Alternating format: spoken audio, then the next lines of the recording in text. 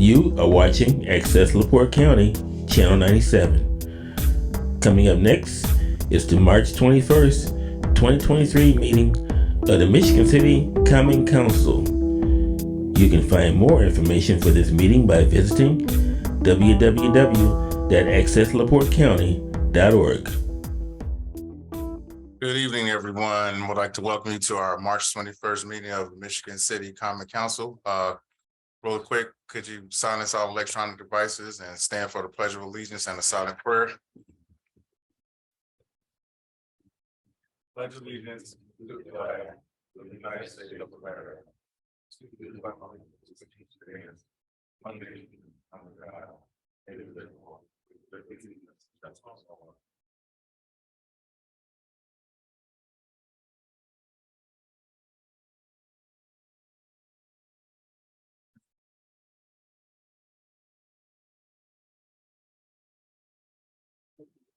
Ms. Nyla, on the roll call, please. Mr. Dabney, Mr. Fitzpatrick, Present. Mr. Mack, Ms. Deitch, present, Mr. Don Prespolinski, Present. Mr. Paul Prespolinski, Present. Mr. Simmons, Present. Ms. Jagus, and Ms. Tillman. We have 5 present and 4 absent. Okay, we have a quorum, and I did speak with all of the absent members and was aware of their absence tonight. First thing, approval of the minutes of our March 7th, 2023 meeting and our executive session, March 7th. I move that we approve our regular March 7th and executive session, March 7th minutes. Second. We have a motion by Councilwoman Deitch and a second by Councilman Simmons. Ms. Nyla, on the vote, please. Mr. Fitzpatrick, Aye. Ms. Deitch, Aye. Mr. Don Prespolinski, Aye. Mr. Simmons, Aye. and Mr. Paul Prespolinski. Aye. We have 5 in favor and no one opposed. Thank you, Ms. Nyla. Reports of standing committees. Finance Committee meeting was canceled this evening. Claims docket. Oh, it's done. On the standing committees. Okay. I would like to make a report from the Street and Alleys Committee that I attended a Board of Works meeting on Monday. And I just wanted to say to the council that we appropriated $100,000 for sidewalk work in our neighborhoods. And it was reverted, trying to be used on the North End project. And we had a lot of debate about that. And I believe the board took it under advisement to fund it in a different way. But I just want to say that if anybody has any list of sidewalks, they need to bring it forward. And I want to thank Councilman Don Prespolinski for his input. He was also in attendance at that meeting. And I hope that that kind of stuff doesn't happen again. I also made a statement at that meeting that if we have a problem on, also we have a problem with how the streets are being selected for the street paving program. And that if I suggested that we need to have a engineer pick the streets and keep with the program that was made out a few years ago. And if they can't do it, that we'll do it by legislation. Thank you. Thank you, Councilman. Claims. Riverboat purchase orders, Riverboat, $1,186,679.32. Void total $355,000. March 21st, Riverboat Claims Fund 2235, $5,707.50. Void Development Fund 2504, $0. Total claims $5,707.50. Is there a motion to approve? I move that we adopt the $5,707.50 from Riverboat 2235 claims, that we approve them. We have a motion by Councilwoman Deitch, there a second. Support. We have a second by Councilman Simmons. Ms. Nyla on the vote, please. Are you talking about appeal or just the, Can we do them separately? that's what I would like to do. So we have to I'm only doing the Riverboat claim 2235. go back to the appeal first and see on the agenda. That's fine. Were those reviewed? Was there a motion? No, the finance committee did not meet. Mr. Alright. President, Councilman yeah. President. The finance committee didn't have a meeting tonight. Correct. Didn't have a chance to even review what these Riverboat total purchase orders are. I don't know what they are. I'm not gonna vote to approve this because I don't even know what we're talking about here. There's no paperwork.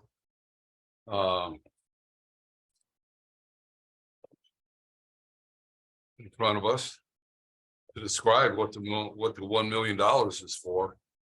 So until I get an explanation on what I'm voting for on $1 million, I'm not. voting for We it. have the deputy controller present.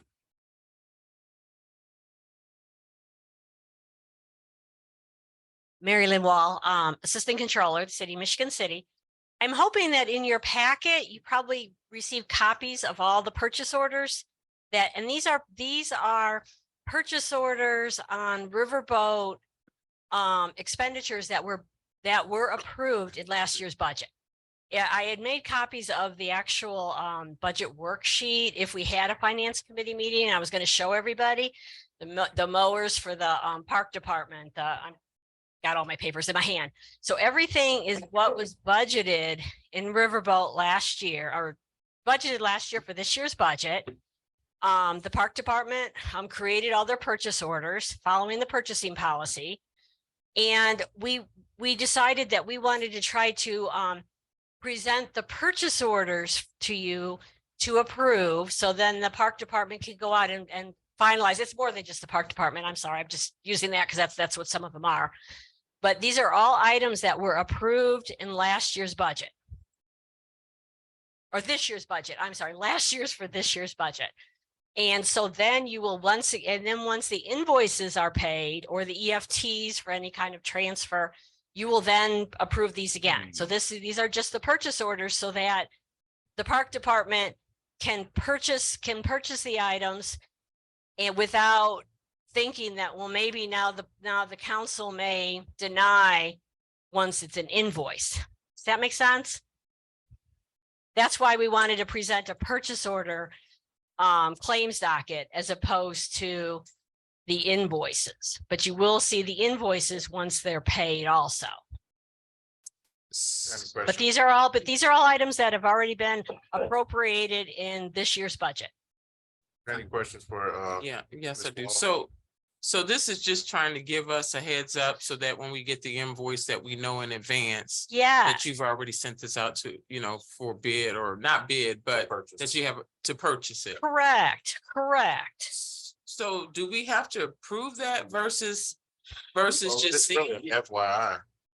It feels like an FYI versus a approval. It could, yes. I mean, that was our thought was instead of waiting until the invoice, just to make, it could be more of an FYI. So That if you're giving the authority, then everybody can go ahead and follow their purchasing policy and actually order the material or order the items that are on this. this is more Purchase like our order. commitment to pay when the invoices Yes. come in, What, what we've already approved. but Yes, the in last year's budget is budget. approved. Yes, The correct. budget is approved. So typically if the budget is approved, you go out and pay for whatever you want anyway. Absolutely. Okay, However, so but it's an FYI. I know recently things come up in front of us that we've already approved and have already been purchased, and then there are questions at that point. So this is an attempt to alleviate that down the road. And we'll probably have this conversation again when these do come back anyway, Correct. and we can say, well, you guys approved us to Correct. order this stuff on this date. So I get Yes, it. and if you ever wanted to have conversations like during the finance committee meeting or at the council, then this gives you a heads up on it. That makes sense? Were any other questions? Yeah. Councilman President. No, not a question, but just a comment. I guess if this would have been if this would have been explained to the council of what was going on here, then we wouldn't even had to have this discussion. But I think, this was never, let me just finish. This was never explained to the council that this is the procedure that you were gonna follow this year. we have actually done this before. I want to say maybe last year or the year before. We had the same circumstance when an invoice, so we've already purchased the product and we've made a commitment to the vendor. And then we had discussions with the council saying, okay, maybe we will start presenting a purchase order claims docket. So this is not the first time we've done this. Right, And- okay, and I understand, and if it was a year ago, that's a long time between now and then, and a lot of things transpire. But yeah, I would, myself being a councilman and sitting here making decisions on, $1.1 million, which has already been approved in the general budget to begin with, that the council, out of courtesy to the council, we get an explanation of what's in front of us. And I had everything and I had copies of the budget. If we would have had a finance committee meeting, I was prepared to kind of explain this to the finance committee meeting. So, yeah. This is Mayor Perry. In response to if it had Controller Hoffmaster been here tonight, she's under the weather, she would have explained it, but this list was prepared for the council in response to the comments and positions that were expressed at your last meeting by Councilman Paul Przybylski, that items that were previously approved in 2022 for the 2023 budget should now be paid for out of the public safety lit rather than the budget in which they were approved.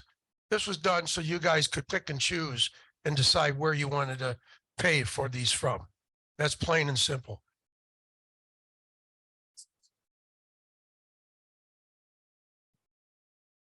Any other questions? Any other I questions, just want, no, I want to make a point.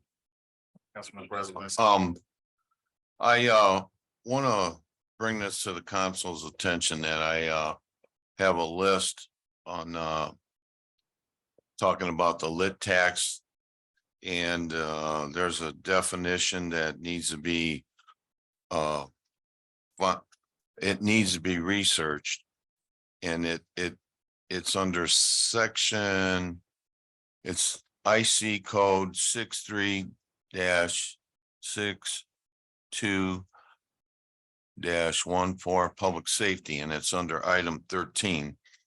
And it says a member of a fire department or any other employee of the fire department, a member of the police department, or any other employee hired by the police department, and other personnel employed to provide a service described in this section.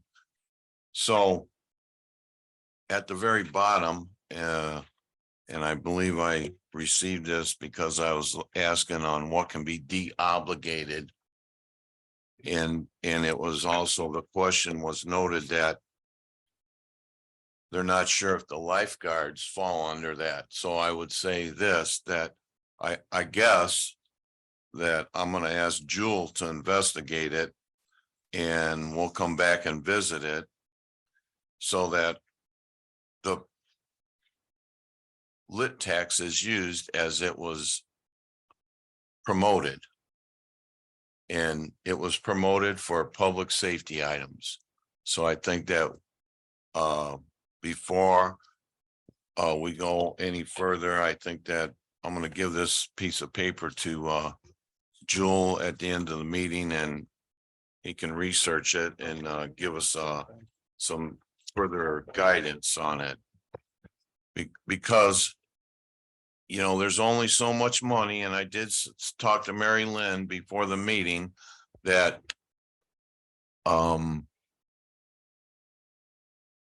There's 800,000 budgeted for employee benefits. There was already 850 taken out for a fire truck.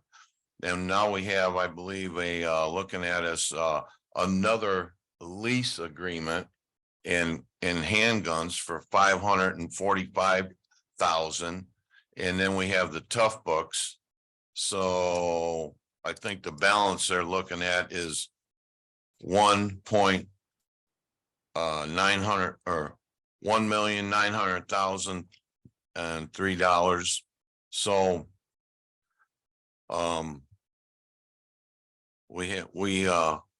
we need to take the money out from the correct funds, but we need to also watch how much money we have in there.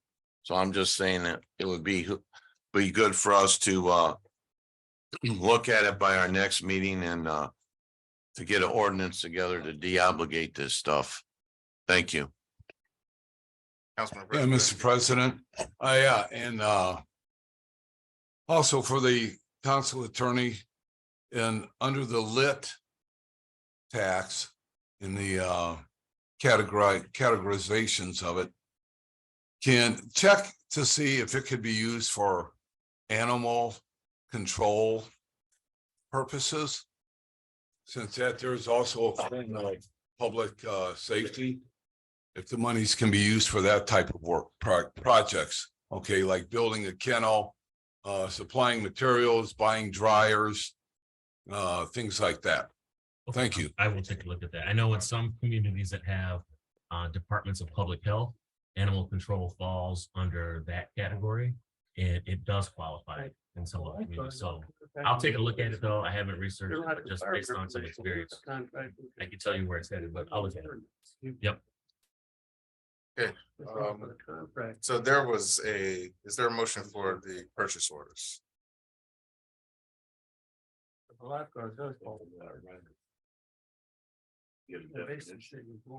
Okay, so there was a motion and a second for the claims in the amount of $5,707.50. Ms. Nyla, on the vote, please. Ms. Deitch, Aye. Mr. Don Prespolinski, Aye. Mr. Simmons, Aye. Mr. Paul Prespolinski, Aye. and Mr. Fitzpatrick. Aye. We have 5 in favor and no one opposed.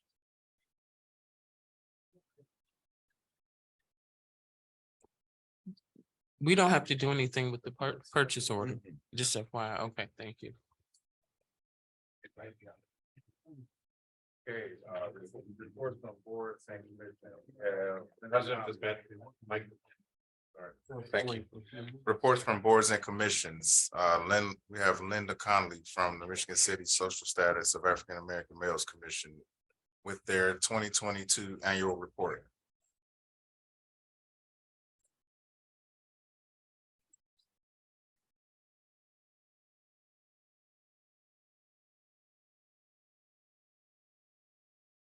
Good evening.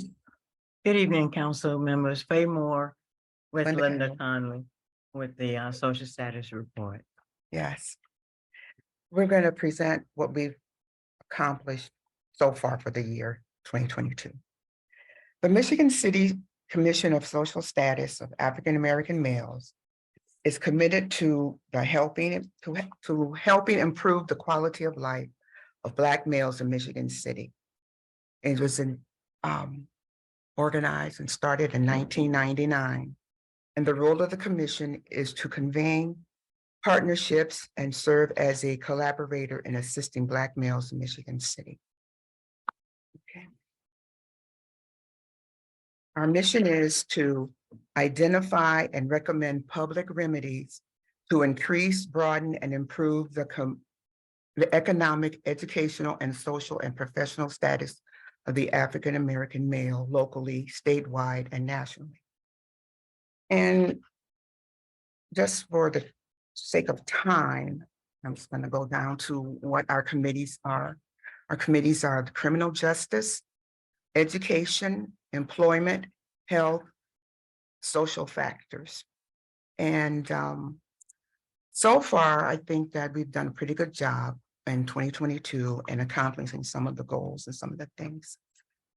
One of the things I'd like to highlight on our committee reports is that I think that the two biggest committees were the Social Justice Committee, who put a lot of time and effort into a lot of things, and we have it highlighted here, what they did in 2022. And they met with and they participated in several events in the city, and they had some accomplishments. They meet quarterly, and they talk about things such as what they did was they met with, in May of 2022, they met with, at that time, Chief of Police Campbell and Assistant Chief Ashley for an open discussion on the following: surge of violent crime in the Black community, and what they felt was the prosecutor's role in regarding policing, the current Michigan City Police Department's plan to combat the rise in violent crime in relationship with the community, and reducing the price of body cam. And their overall mission was to have a dialogue to ways to establish community relations with law enforcement. And I think they did a pretty good job in doing that. Because in July 2022, they met to discuss sponsoring a debate for 2 races in the election of the LaPorte County Prosecuting Attorney and the LaPorte County Sheriff. But after several efforts to coordinate this event, it had to be postponed due to time constraints, as well as the IRS tax law 5013C.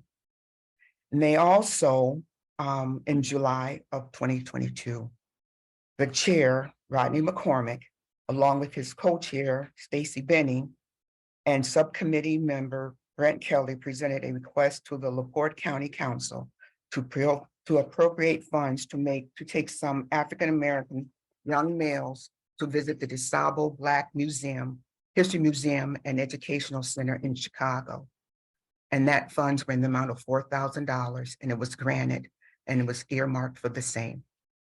And with this effort, the Justice Committee partnered with the Education Subcommittee, which consisted of Commissioner Rodney McCormick, Commissioner Kenny Fly, and former Commissioner Wendell McCullough, to get this accomplished. And so I think that they've done, and you can read in their report, a lot of the things that they've done if you choose to read it and everything. Right, each council person did receive the report.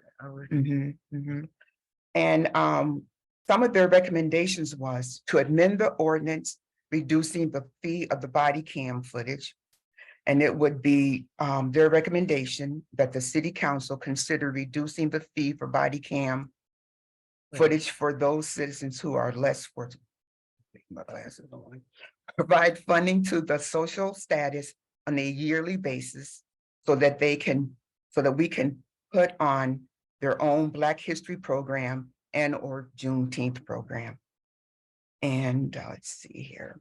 And they want to also provide funding for the education and employment components of our subcommittee so that they can get these programs off the ground. And the last, they want to amend the ordinance for all commissioners to sit on the board for 2 years instead of the 1 year, and eliminate those appointing authorities who continue to not turn in their appointments in a timely manner. And so we just learned that, Mr. Fitzpatrick, Chairman, that you're our liaison.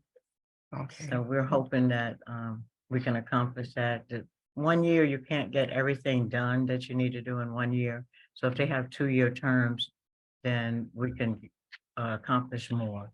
Yeah, I'll in definitely with a be, 2-year term. working with you guys to look at the ordinances and see what we can do to get some of those things changed. Okay. And another big committee that we had that did a lot, I think, in 2022 was the Economic and Employment Committee. And that is chaired by Commissioner Willie Millsap.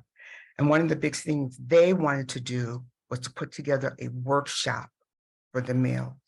And they held it, but unfortunately, they had a very low turnout, if any. And so that's one of the goals for this year, is to have that workshop again. And the workshop consists of helping young men up to maybe the age 25 who would go to prepare resumes, prepare for interviews, how to dress for interviews and success, and to follow up on the job interview process.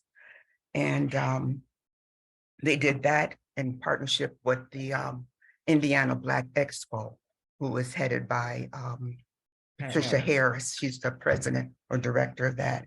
And so they hope to have that this year. And that's a very good thing because a lot of the young Black kids do not know what it means to go to a job interview, how to dress for a job interview, what questions to be prepared for, how to do a resume, in fact, you know. So that's one of the goals that they have for this year. I don't know if there's anything else you'd like to know. Peggy, you say anything else? Are there any questions? Are there any questions? No questions? Okay. Rodney, did you have anything to add? Yes. Mhm.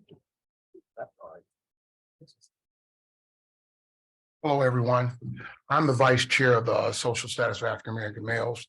I just cannot leave this out on educational. Wendell was our chair and he unfortunately stepped down to take care of some business at the administration building. I have to make sure we say this because we got to give all our young people credit. The Reverend Bill Ashley scholarship went to Cornell Branch IV. That's very important. And I want to make sure that we acknowledge that he did a great job. And there was a couple of candidates and he was the best one out of all of them. And also under education, we spoke about, I mean, not under education, but education. We, with Mr. Fly, Commissioner Fly, we also brought up the issues and topics of the expulsion rate of African-American males at the school. It was very disturbing. It's an ongoing process and we hope to work with the school board. And I just like to encourage candidates to run for school board. It's one good thing to complain, but you also need to take the initiative and run for office. Thank you. Also on that Reverend Ashley scholarship, there will be information on our webpage about that, of the application and deadlines for that also. If I may, before the sessions cop, I'm the chairman of Social Status of African American Males. I do want to include that with the group that we have now, I think it's complete. I think the terms are recent terms. Nobody's at the end of their term, so they will be here for this remainder of the year, and we won't be going in and out with appointments. And so with that being said, I look forward to a progression and things and getting things accomplished as a group and as a unit. Other than that, I'm privileged to be the chairman. I hope to try to do the best I can continue to try to do. And with all of our members, I don't have any conspicuous intentions for anyone. I come in as unbiased and mutual and very understanding. And with that being said, I wish us the good luck and I hope the council continue to work with us. And if we come across any problems or mishaps, maybe you guys can help us out. And even our new liaison, which is Mr. Fitzpatrick, right? Am I correct, Sean? Yes, sir. Okay, well, thank you for coming aboard and God bless everyone.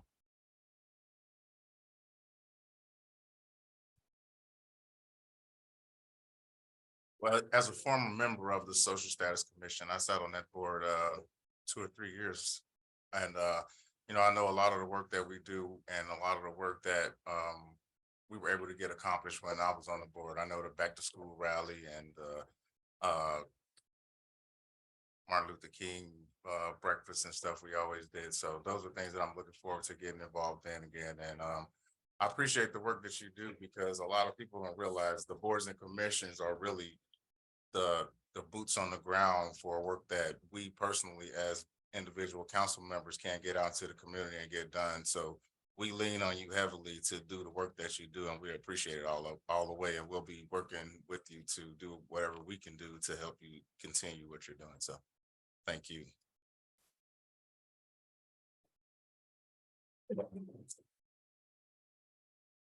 Next, we have the Women's Commission, Ms. Christina Isbell.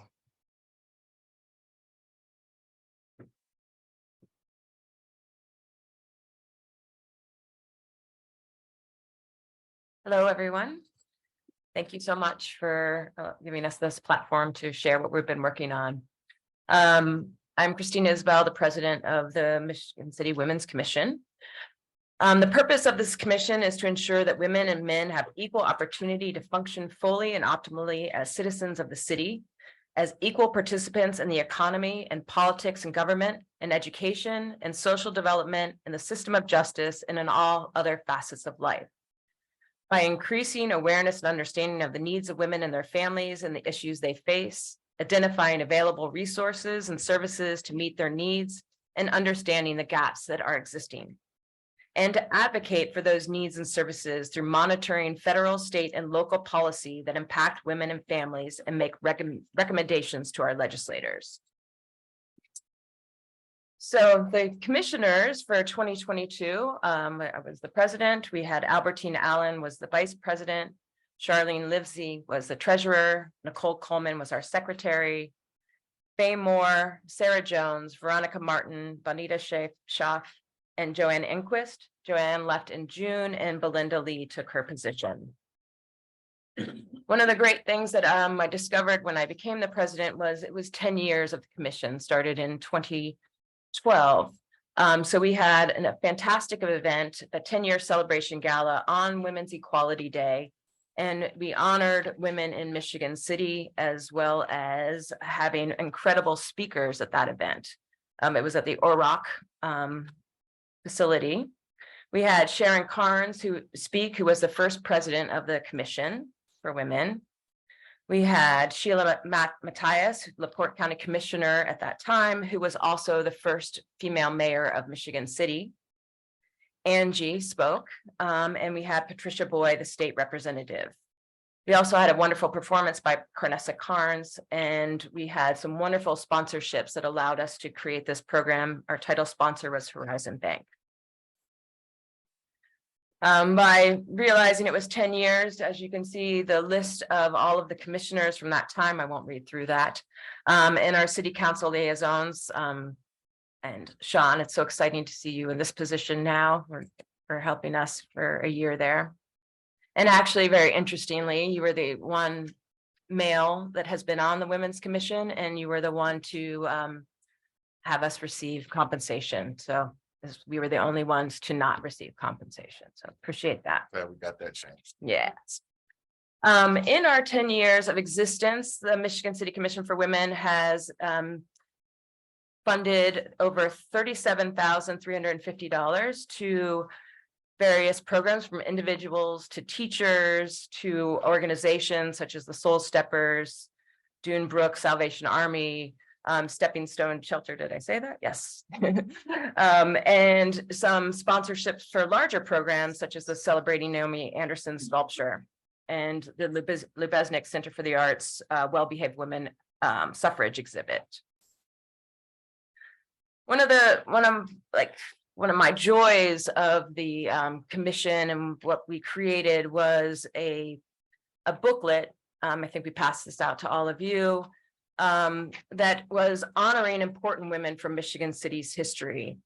And Bonnie Schaaf, Albertine Allen, and Joanne Enquist really put that together. And so I'll just put on the slides a couple of women for you to know.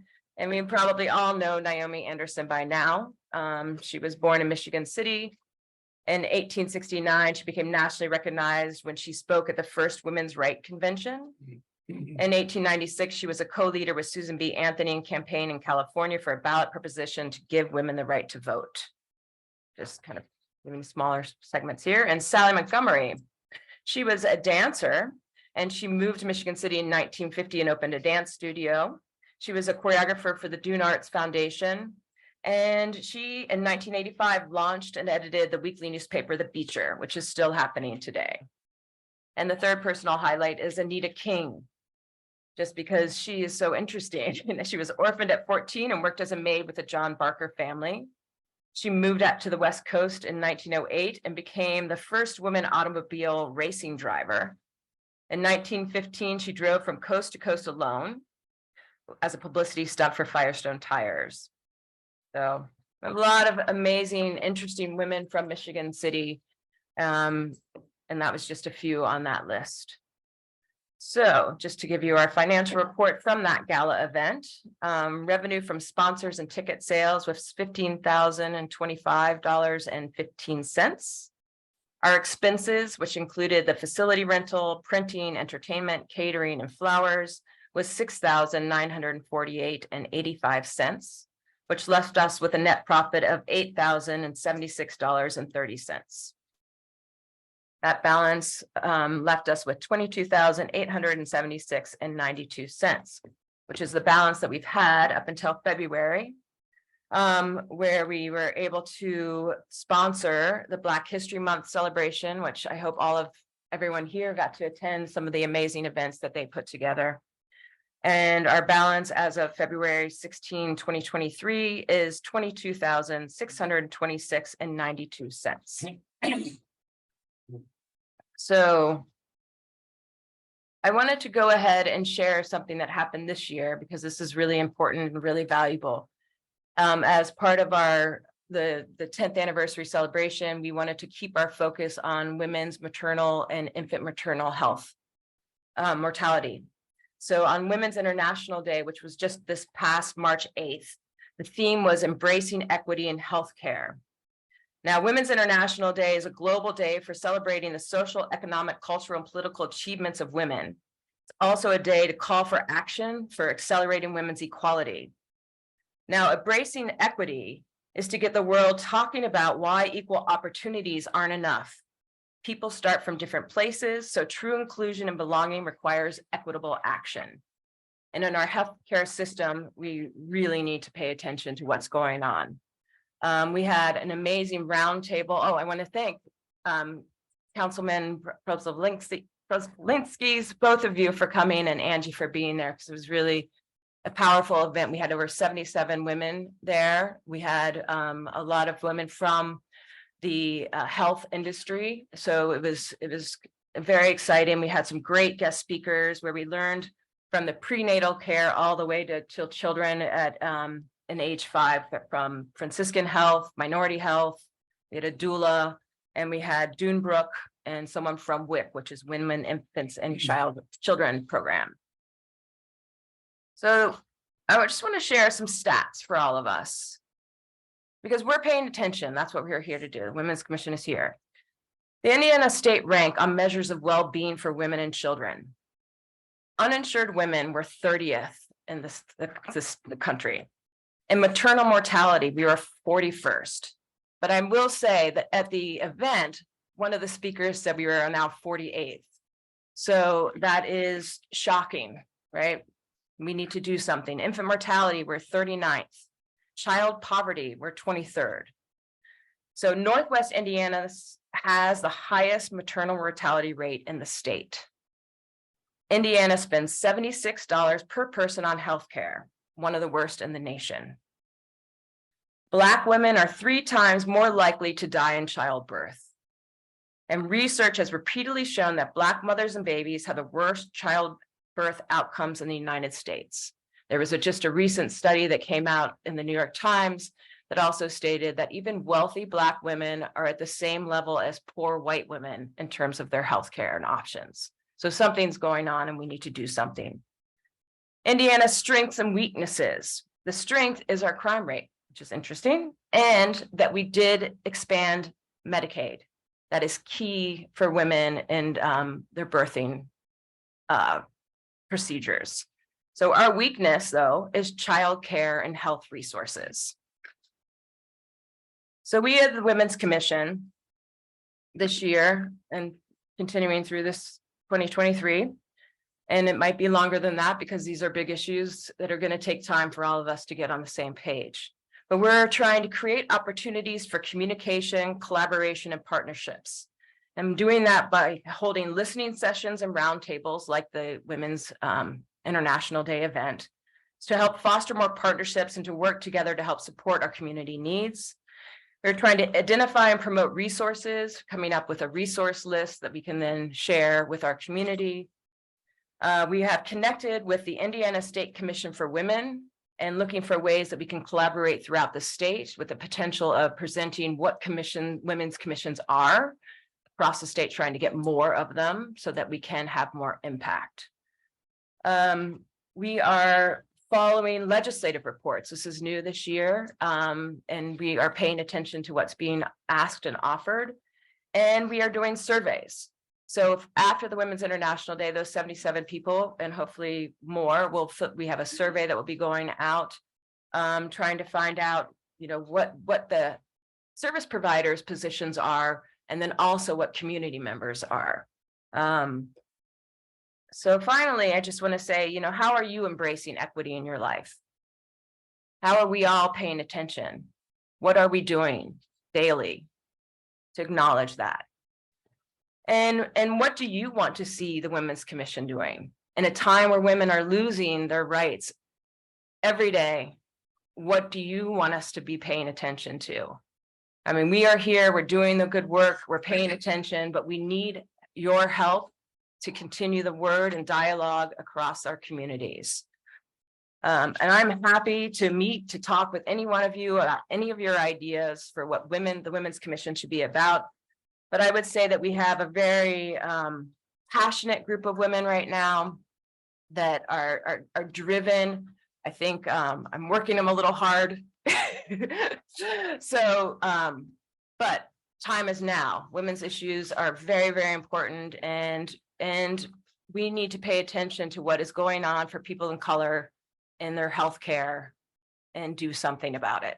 So, any questions, comments? Councilman President.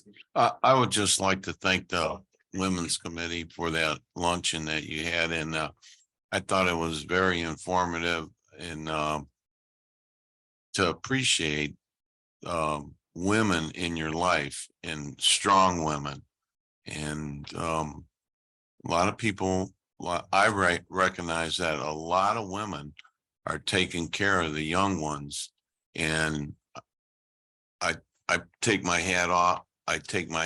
And I'm grateful with gratitude for all the strong women in the community at large. And I appreciate, I really enjoyed that luncheon. I really did. Thank you very much. Thank you. Councilman President. Yeah, and I would like to thank the Women's Commission. Especially, I want to thank Faye Moore for coming to the last council meeting and giving us an abrupt reminder of showing up at the luncheon. But it was very informative. And what really was striking to me, and you talked about it this evening, is this infant mortality, where, whether Indiana ranks 41st or whether we rank 48th, that's a sin. In the United States of America, the state of Indiana has what, $6 billion, $10 billion in the surplus fund down in Indianapolis, but they won't turn around and try to help infant mortality. I mean, we're talking about saving lives here, saving children's lives, for productive citizens later on in life. If anybody, ever wants to get a bus together and go down and protest on the steps of the State House, I'll be the first one to get on the bus with you and go. All right. Thank you very much. Excellent. Thank you. And I just want to say thank you. I do remember my time serving with the Women's Commission, and I didn't know I was the only male ever to be on the Women's Commission, but I guess I'm honored for that. And it was definitely my pleasure to make sure that you guys were compensated for the work that you did. After working with you guys, I knew it was a no-brainer because the group of women that was there when I was there, you all were hardworking, all were dedicated, all were brought different levels of expertise to the women, and you gave it freely to help the other women in the community. And I applaud that effort. I think it's something that we definitely, should make sure that we celebrate, and we appreciate what you do. Thank you. Thank you.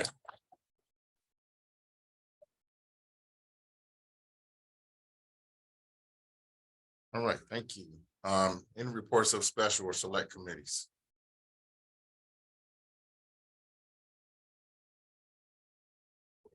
Reports from mayor or the city departments or officers.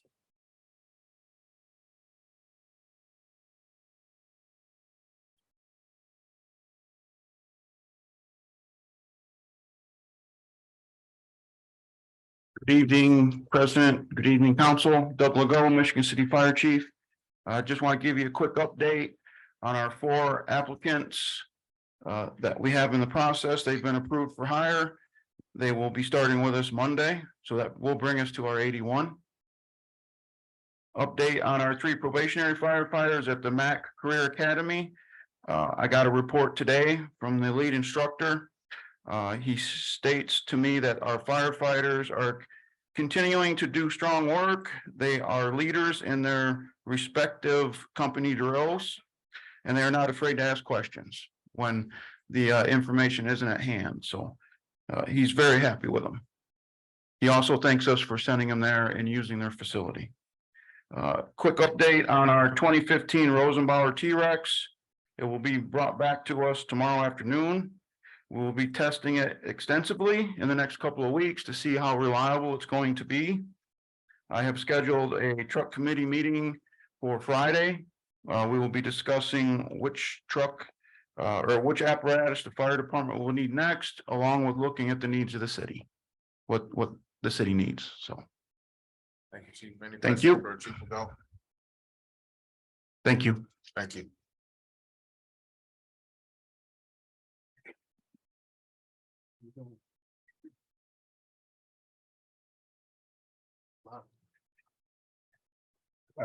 Good evening, President Fitzpatrick, Council. Again, Chief Porker, Michigan City Police Department. Just want to give an update kind of on our hiring processes that we have going on of the applicants that again applied and were tested on January 21st.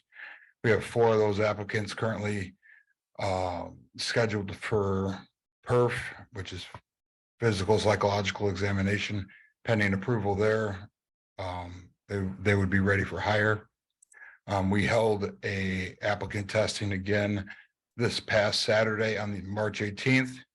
We had 20 applications, of which 11 showed, and 6 passed. So 6 of those will move on to background investigation. Our next testing, we're going to push out a little bit to May 20th. So hopefully we'll get a bigger turnout again there. A few things going on around the department. The U.S. Attorney's Office has reached out to us and looking for some ways to assist the Michigan City Police Department. One thing that we're doing with that is Valor Leadership Program.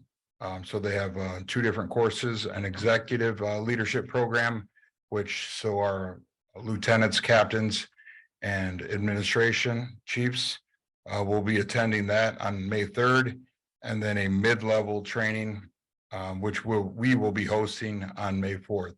So just we've had a lot of promotions over the last couple of years.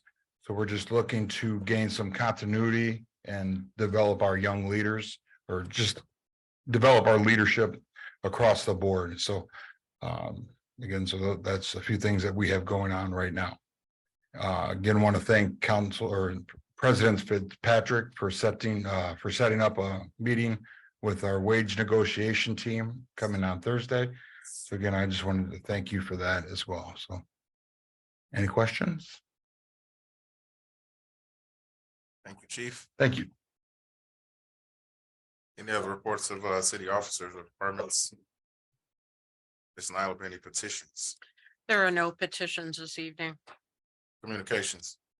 Correspondence was received in the clerk's office on March 6th from Controller Hoffmaster regarding the completion of submission of the Michigan City Redevelopment Authority 2022 annual financial report.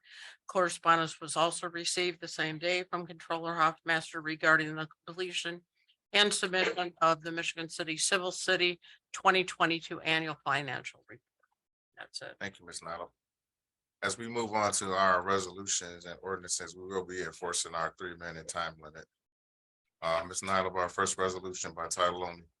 A resolution by title only, adoption of a written physical plan and establishment of definite policy for annexation action pursuant to Indiana Code 36-4-3-5 specific to a certain territory contiguous to the city of Michigan City, an area of real estate consisting of approximately 32.866 acres located in unincorporated LaPorte County, Cool Spring Township, Indiana, south of County Road West 400 North, west of County Road 950 West, north of the east-west section of the North Frontage Road, and east of the north-south section of North Frontage Road.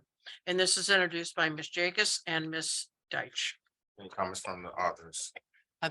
Do I need to move to remove this from the table, Attorney Jewel, or just because we said until this meeting? Because you gave it a date certain, you actually don't need to make a motion. Thank you, because we normally don't, so that's why I wanted to clarify that.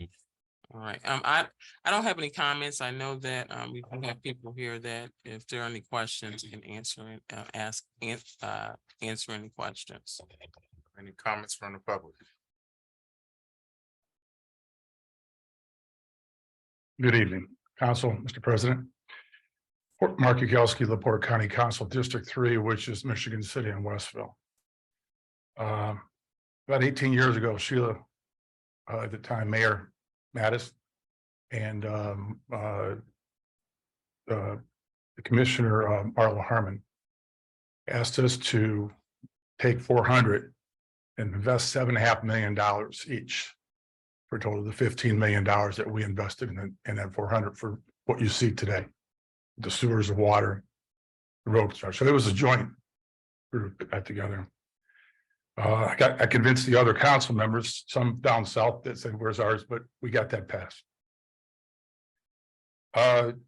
With that, of course, we TIFed the area that we talked, that I know has been in communication and talked about.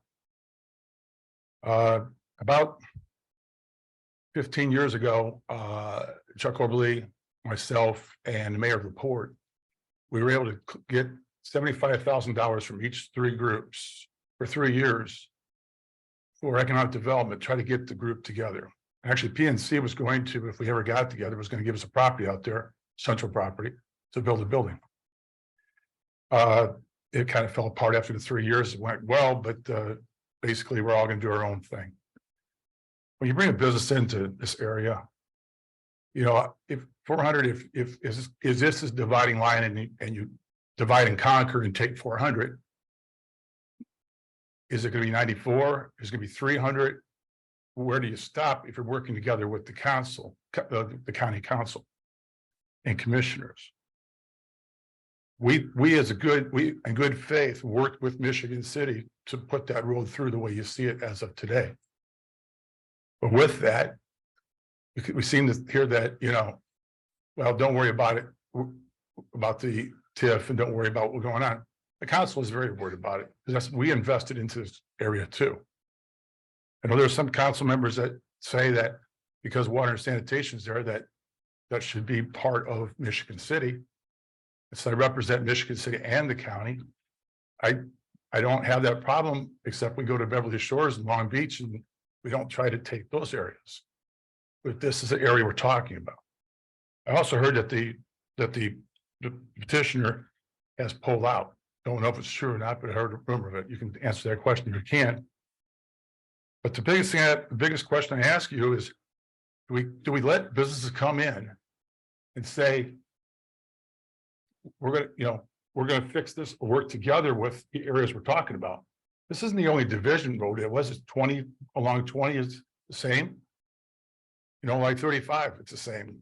So the areas around here are going to be back and forth as far as property values, property lines, I'm sorry. And all I'm asking you is that you guys respect what happened 15 years ago, which we worked together to build that road. And I surely don't like to have business come in and see us divided. And that's what really they hear. So I know they heard it on this particular project. And real quick, I know it was off subject, but the Women Studies Group, I was on the health board. LaPorte County, Michigan City, we had a D- as our grade. They actually give a grade. And our grade was D- just for that site information. So as respectfully that Mr. Prespolinski said about, it'd be great to do it. I wouldn't mind the same thing because I was ashamed of the D-. I even Dr. Corb, when he was commissioner, worked on that B- grade. So that's how bad it is and how bad the results look for us in this area. And that's again, when businesses come in, look at it. So I appreciate it. Thank you. Thank you, Councilman. Rodney McCormick, 617 Union Street. I believe it was a couple of meetings ago when I first heard about trying to annex this land in. I went to some redevelopment meetings in the county, and I immediately knew that it was the 421 TIF. We had individuals affiliated with the city economic development try to convince us otherwise. We had people that was concerned about me running an election, but they were sitting in the county and could have just went over and asked the county commissioners, was this the TIF district or not? Leadership is a problem in this city right now. And another problem that we have in this city is with the council, with all of us, communication. We have to have partnership with the county. We need to forge that alliance again. It has to happen. We cannot continue to sit in our chairs and think that we're just Michigan City. If we want redevelopment to come on out there to the south end of town, we have to work together. And everybody has to pay their fair share. I just didn't like what I seen those couple of meetings ago. Someone holding up a cell phone saying, oh, no, they said it wasn't a 421 TIF. It was. Some of the stuff that's going on right now in this resolution coming about, I feel, use the word shady, questionable. I think people are being used to get to places or get votes or to become mayor or become city council members. But let that be as it may. Let's start doing the right thing no matter what happens. Let's start working with the county. Let's work together and make sure everybody pay their fair share. And let's do our research.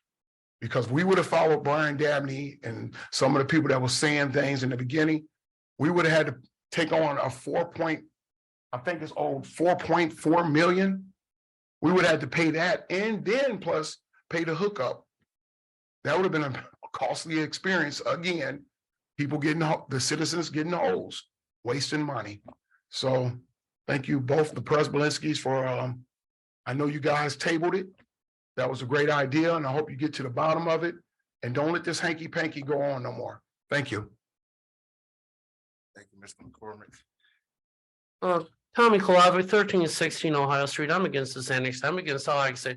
We need to build with our own city limits. I don't even like having Patriot Park out where it's at. That should have been established out there. It was in 2001. That was back during your original tenure, Councilman Prespolinski.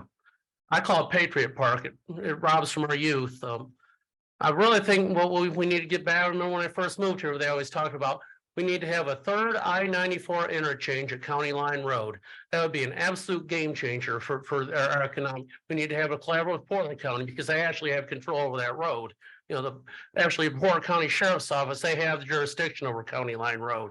But I think that would be absolute.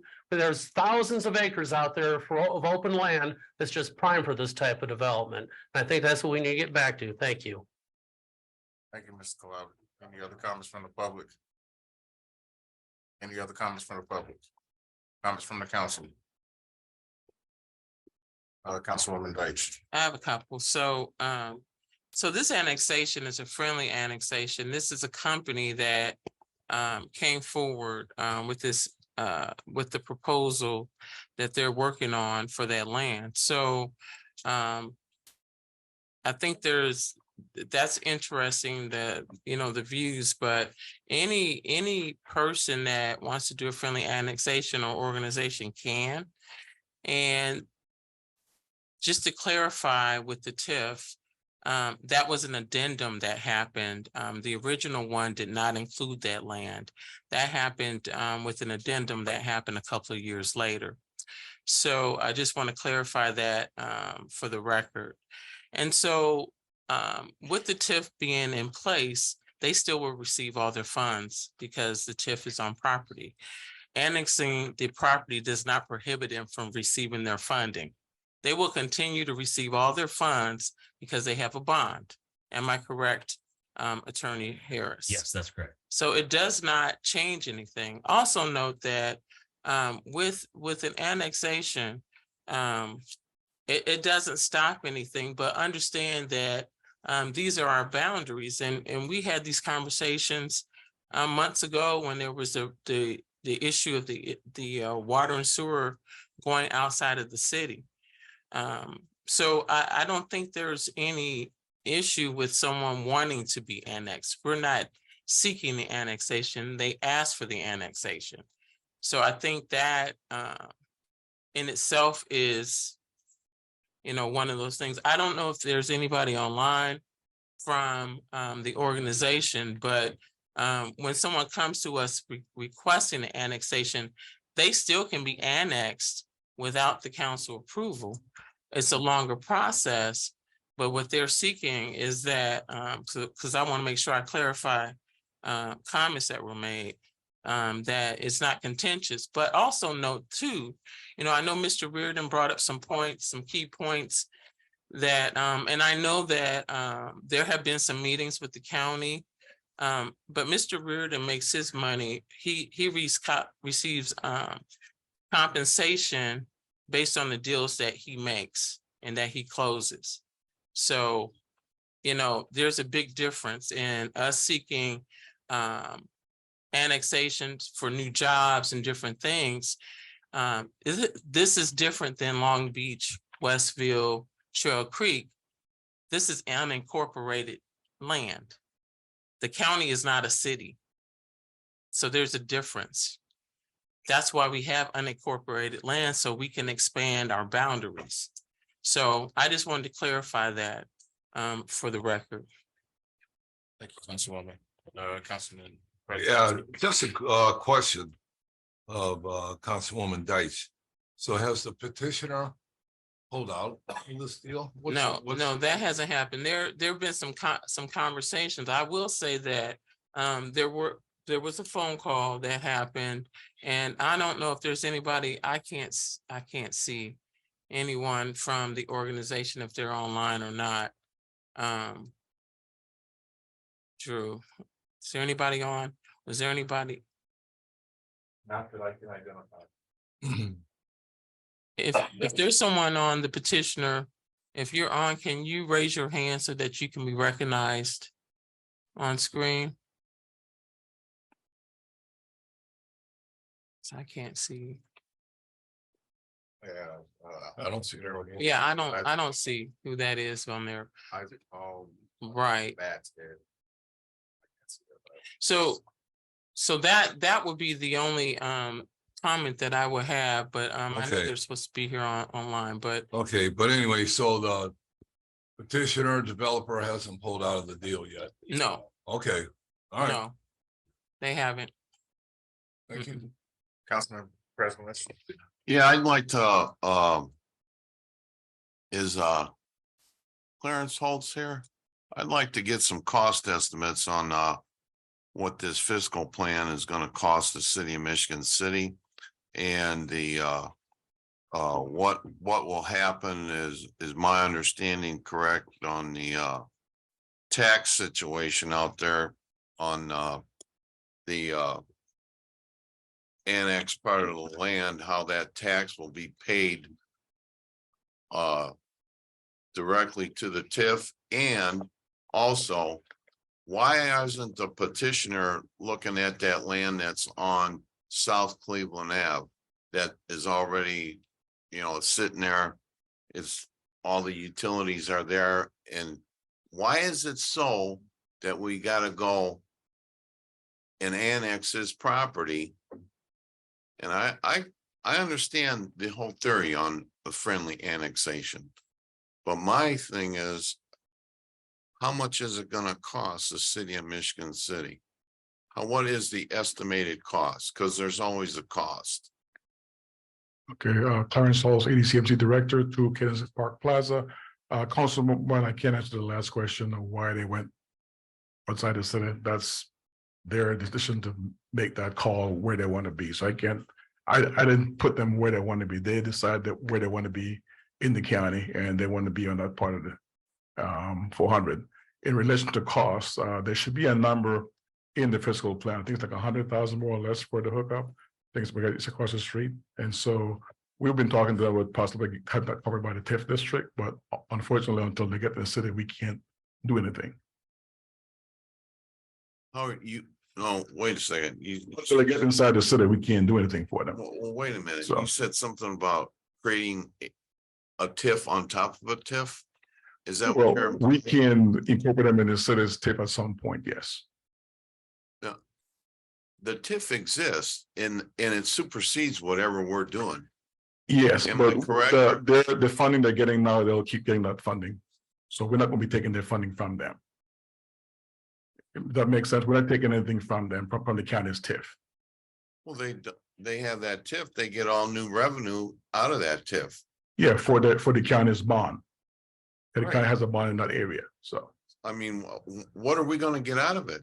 we've got other taxes that are coming to us. There is road, there's taxes for franchise fees. There's a whole list of taxes that were listed in the fiscal plan, which I don't have in front of me, so.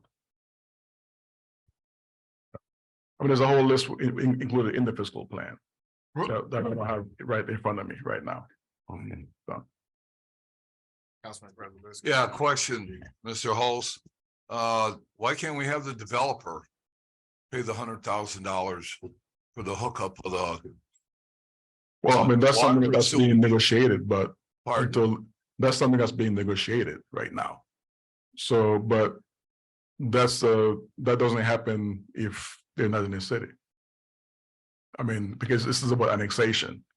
So, Okay, so if they're annexed in, then we can negotiate with them. yes, Okay, yeah. well, hopefully we negotiate zero. No, I mean, right now it's across the Right, street, so it's not like a huge cost to us. Pardon? It's across the street, the water and sewer, for the most part. There's one area that runs past it, but there's some hookups that needs to happen and increase size of pipes and that kind of thing. They've been talking to the water and sewer department, But it's still gonna be $100,000. more or less. So I mean, as of right now, Okay, so. I want to make Councilman President. one statement. You know, Clarence, I'm gonna say this to you. That $100,000 or $150,000 could go a long way to create a fund to help people that have collapsed sewers in the city of Michigan City. And I'll tell you right, and they're taxpayers, and they've been taxpayers.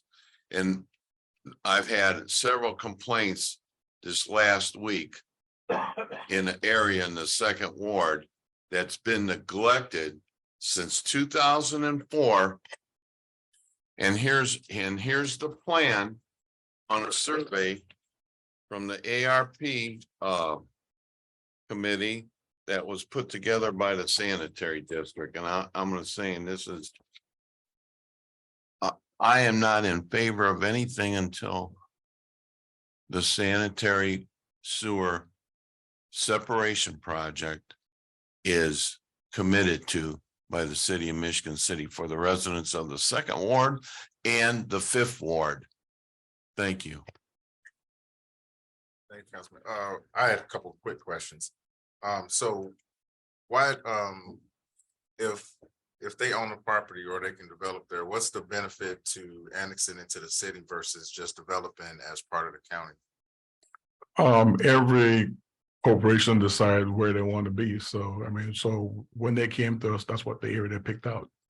And the other question is, what if we annex this property for development and then the deal with the developer falls through? We have no say over that. We've had companies in the city bought property and didn't move through. So there's no guarantee whether it's in the city or outside the city. I mean, Right, that has so, happened I mean, before. as far as where would that, what position would that put the city in, from a liability perspective? With just that land annexed and no development on it? There's none. I mean, we've got other land we've annexed that there's no development, so. Thank you. Any other questions? I move for adoption. I had one, yeah, I had one more question. So if we would annex this property into the city. And. The developer didn't want to develop there. So then, but all the utilities are in the ground, the water and the sewer is all in the ground. Right? Oh, yes, been there for a while. Okay. Is it, because if we would annex this in, I don't want to be stuck like we are out on 35. And this $8 million that we owe. Well, for the material and all that, I don't want to ever be stuck in that position again, so I just want to make sure. It's a very different scenario. That area has no water and sewer anywhere close by. Okay. And so what is going to be the annual benefit to the city? What do we get out of this? I mean, how much income? We're getting new jobs, we're getting new permitting fees for new development. We're getting we have a lit tax now, so we're getting those kind of taxes coming to us. So there's other taxes that are listed in the fiscal plan that we're going to be getting ongoing. So for an annual rate, do we know how much money we would? That's in the fiscal plan. I said I don't have it in front of me right now because you guys got it as part of the package. It was included in our package that we So, received. Pardon? It was received in our package a couple of weeks ago. Oh, yeah, so it's in there. So okay. Okay, we have a motion to adopt by Councilwoman Deitch. Oh, I move to adopt the resolution. Support. We have a motion by Councilwoman Deitch and a second by Councilman Simmons. Ms. Nyla on the vote, please. Mr. Don Prespolinski, Aye. Mr. Simmons, Aye. Mr. Paul Prespolinski, Nay. Mr. Fitzpatrick, Nay. and Ms. Deitch. Aye. We have 3 in favor and 2 opposed. Resolution passes. Mr. Nyla, can you read our first ordinance by title only?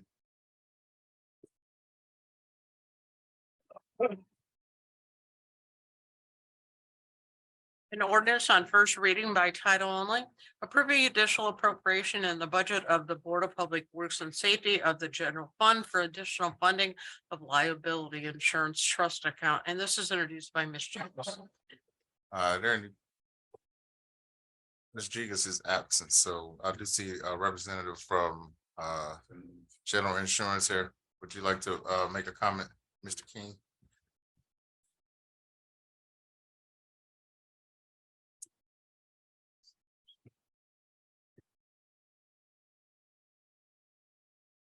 Please state your name and organization for the record, please. Good evening, Council. Charles Keene, General Insurance Services, 421 Franklin Street. I don't know if am I limited to 3 minutes? No. Okay.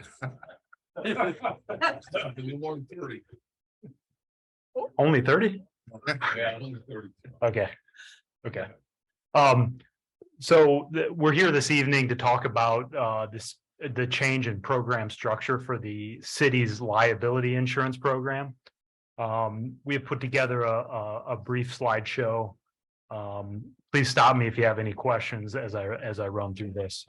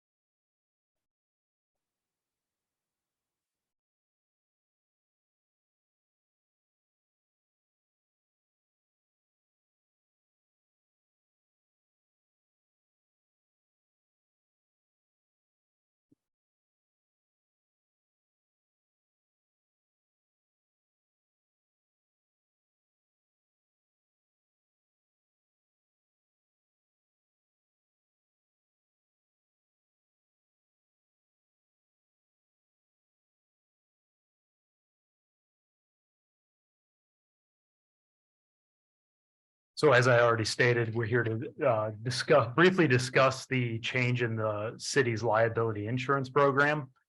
So this year we had to move to a partially self-funded program to fund the liability, part of the liability exposure to the city.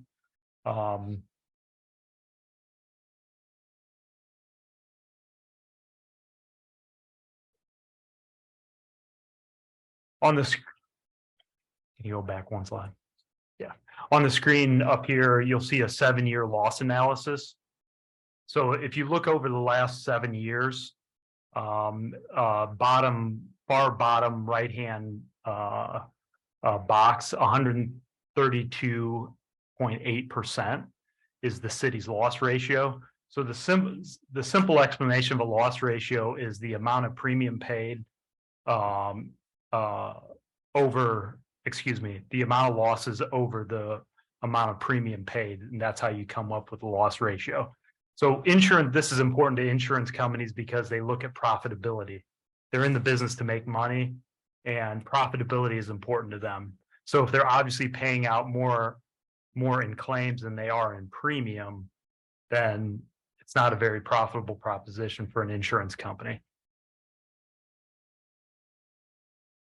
So the new program structure for this coming year is I put together a kind of a visual aid to help you understand how this looks. It's very similar to what the city already does for the workers' compensation and health insurance.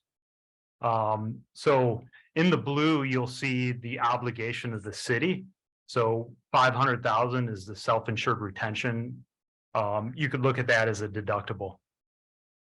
And that is for the general liability and law enforcement, public officials and employment practices liability, automobile liability, and the abuse liability coverage.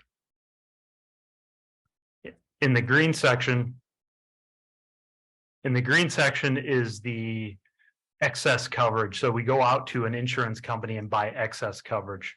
Chubb Insurance is providing the excess. And then the orange or the pink color is the third-party administrator. So they handle the claims adjustment on the city for the city claims in that $500,000 self-insured retention area, or the blue area, if you will, for the visual aid. So a few advantages of the self-funding program design is that you are the insurance company. So today we're here to seek an appropriation as well as an ordinance to establish a fund. That is the city's money. That's not my money. That's not the insurance company's money. That is the city's money. So that fund is designed to pay claims in that blue area from the prior slide, the self-insured retention area. So since you're the company, you have increased control and discretion of the claims. You have potential for significant savings. The dollars go into the loss fund versus the premiums paid to an insurance company. Third-party administrator relationship, it works for the city, not for an insurance company.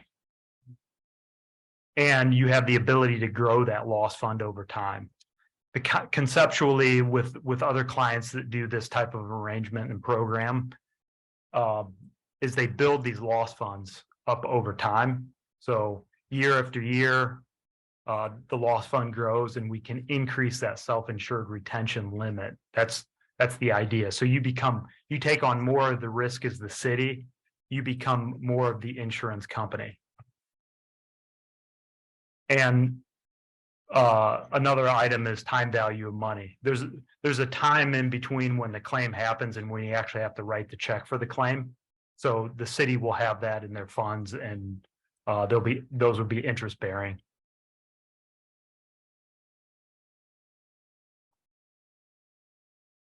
So the next logical where this goes is the city has to, there's things that the city has to do to protect that loss fund.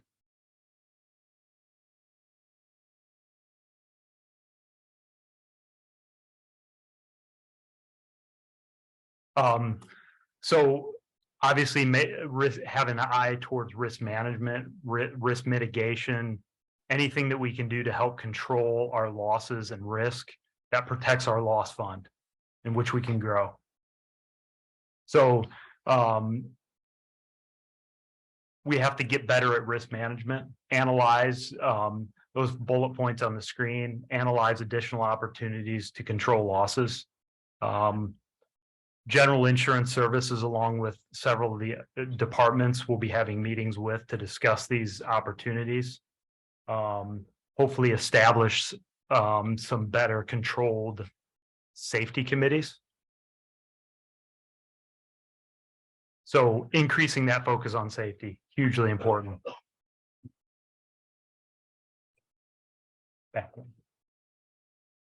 And then leveraging resources. So insurance companies, GIS, all the experts within the city. We have to leverage those resources to help control our losses. Focus on training. We have to focus on training, right? Like training, that's everything. When you really bring it down to the individual employee doing individual jobs at the city, they have to be trained. They have to have an eye for safety. They have to stay focused on that type of thing. So through the establishment of these safety committees, we're able to communicate that and bring resources to the table.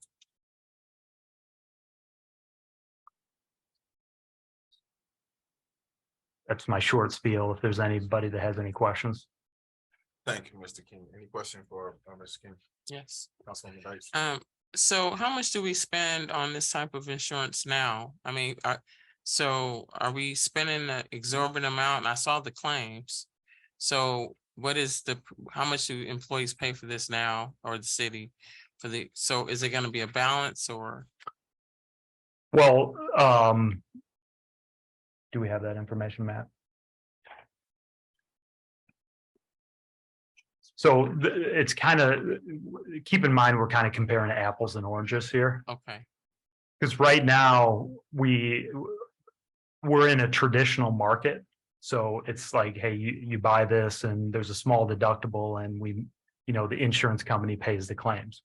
So since we're the insurance company, the premiums actually went down for the excess coverage. Okay. And that excess money is going to get put into the loss fund. Okay. So all in thanks. So all in, when you look at all the lines of coverages, this includes the property coverage, which is not part of the liability program. Okay. The annual premium is $922,055. The renewal premium $796,672. Okay. Do we know how much we spent out on the claims? Like you show on that one slide, you showed the percentage each year, but it doesn't really have dollar amounts. Or did it have the dollar amounts? I can't see it. We went over some of that in the workshop that we had on March 8th.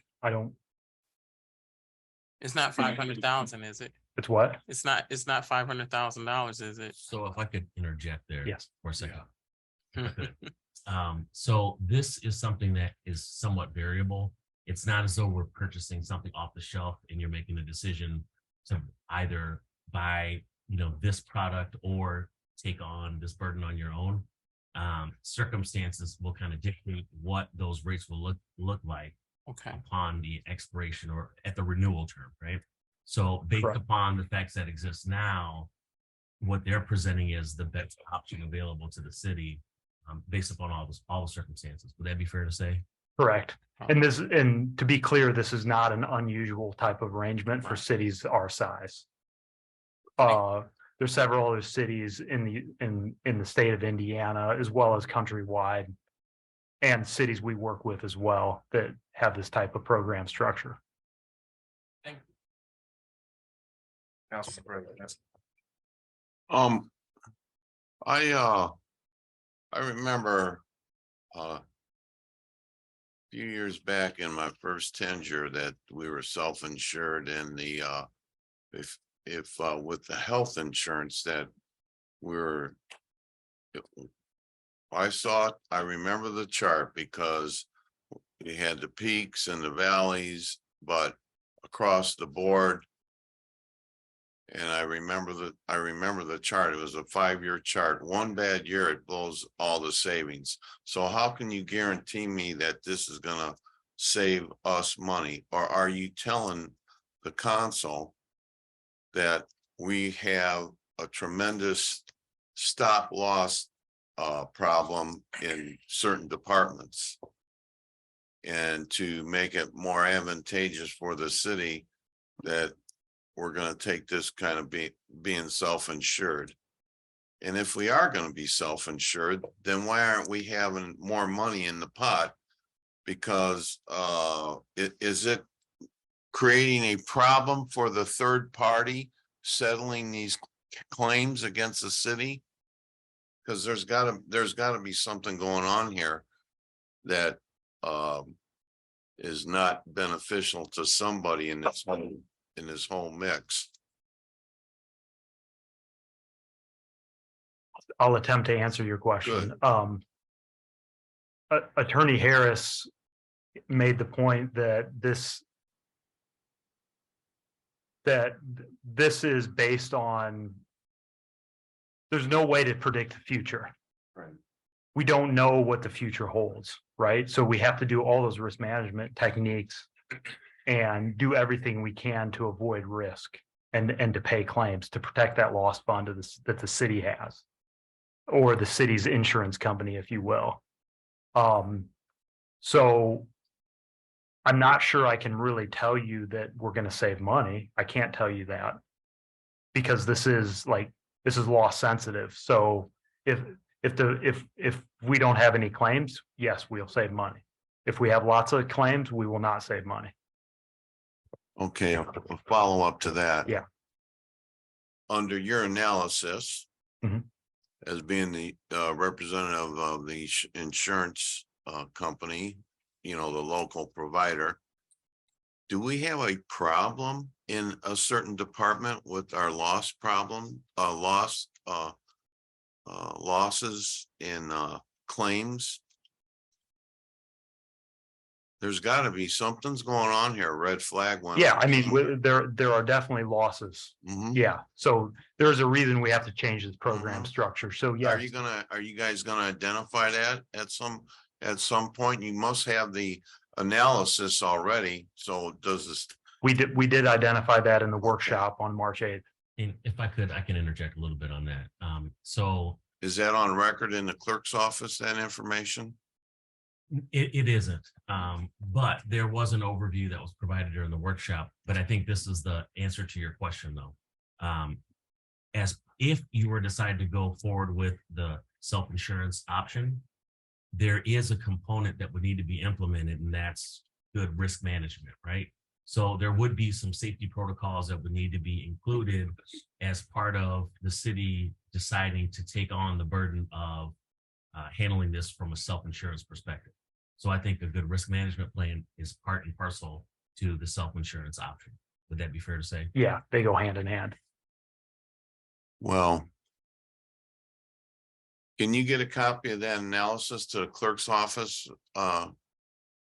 So I can, I see a lot of things get by the wayside, and that information should be in the clerk's office if somebody wants to see it.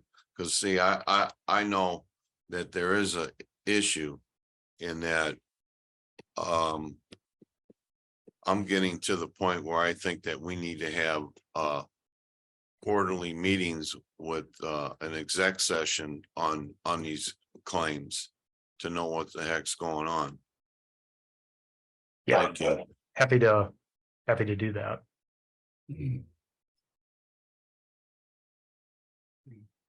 Councilman Yeah. Simmons. Yes, I think risk management is the key. That's the underlying driver. Risk management needs to be in place. good risk management. Correct. And don't get me wrong, I don't want to say that the city isn't doing anything. There's always room for improvement. So as part of the risk management process, it's a continuous process. It never ends. You constantly identify and adjust as time goes on because risk changes. Councilman President. Yeah. Mr. Keen, just one question. So we got the 500, if we set up this $500,000 in the liability claims fund, then if a claim comes in at $1 million, $2 million, what do we do then? What's gonna pay that additional $1.5 million? Is there gonna be another insurance policy for that? Or Well, does there's the city have to go into the general fund to pay that liability claim? The stop loss is 500,000. So it will go into the excess coverage, which is provided by Chubb. So that green layer or that green area within the chart, that's where it will fall. Yeah. Good question. Yeah, and just one more thing, as far as this risk management. And we had the discussion in the in the work executive session, talking about this. Should have had this a long time ago with risk management. With equipment being damaged, whether it's, whatever department it was, it is what it is. We just have to do a much better job of continuous improvement in trying to bring down the cost of damage to the equipment, possible injury to employees. Yeah, we need to get a better management grip on that. Even if it has to do with wearing seatbelts on a daily basis, depending on no matter what department you're in. If you're driving a city vehicle, you should be wearing a seatbelt, because it's not city law, that's state law. You gotta wear a seatbelt. So yeah, even small things like that can help. So thank you, Charlie, and I'd like to be added as a co-sponsor to this also. Thank you. Any other questions? Thank you, Mr. King. Gene's got a Oh, question. sorry. I'd like to also be added. Anyone else wishing to be added? Thank you, Mr. King. Thank you, council. Ms. Nyla, can you read our next ordinance on first reading by title only?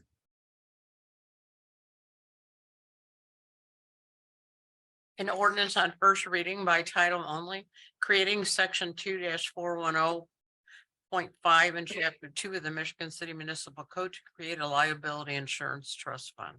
And this is also introduced by Ms. Jacobs. And I'm assuming that this is the fund that was reflected on the proof. So any comments from the public? Any comments from the public?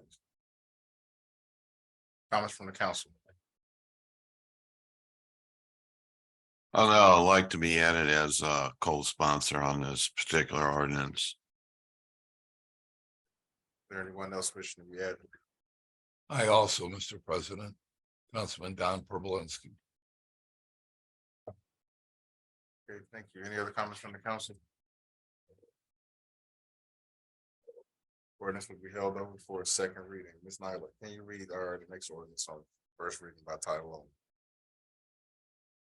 An ordinance on first reading by title only, approving additional appropriation in the budget of the DEA forfeiture fund for funding for the expansion of the MCPD K-9 division, and this is introduced by Mr. Simmons.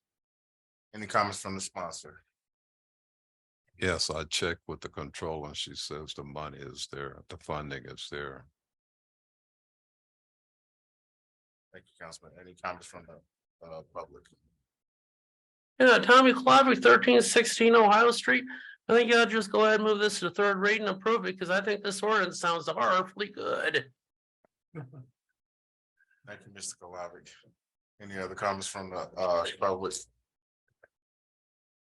Comments from the council? Anyone want to be added as a co-sponsor? I'll be added as a co-sponsor. Thank you. Thank you, Councilman. All right, this ordinance will be held over for a second reading. Ms. Nyla, can you please read our next ordinance by title only? An ordinance on first reading by title only, approving additional appropriation in the budget of the Public Safety Local Income Tax Lit Fund for the lease of 10 patrol vehicles, 10 service vehicles, the purchase of Glock handguns and other safety equipment for the Michigan City Police Department. And this is introduced by Ms. Deitch and Mr. Dabney. Any comments from the public? No, I don't know if the controller's office will have any comments, but these are exactly what they state. Patrol vehicles and service vehicles and the Glock handguns. Any comments from us? Any comments from the public? Yeah, I got a Comments from the question public? for Comments from the public? oh, I'm sorry.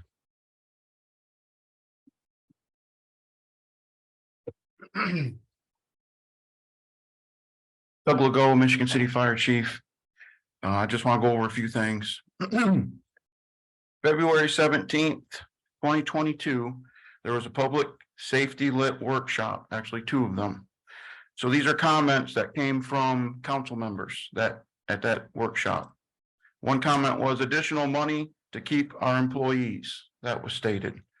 Another comment from another council person concerns that when we get this money, then they don't want to see subtraction of the police and fire budget and then offsetting and no enhancement of the services. So they wanted to make sure that this is not the case. If something like this is passed and we get through this, we want to make sure that the fire department and police department budget doesn't get cut and use this money to offset it. That is not the purpose of this.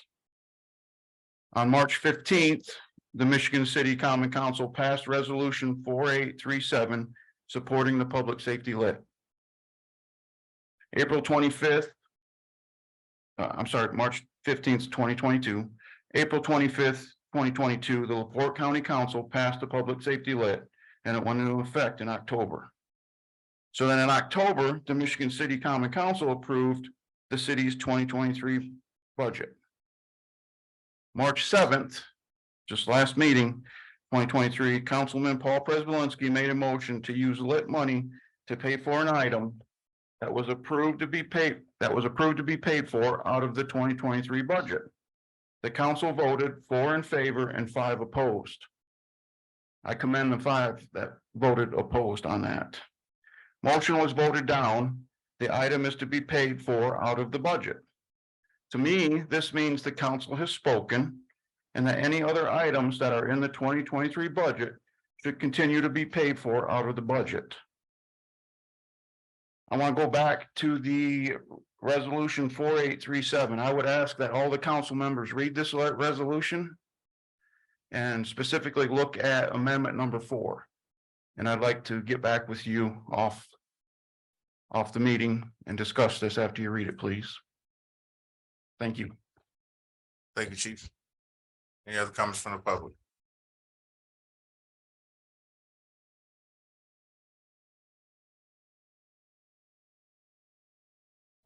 Good evening again, Chief Walker, Michigan City Police Department. Again, as Chief Legault indicated, in reference to the budget,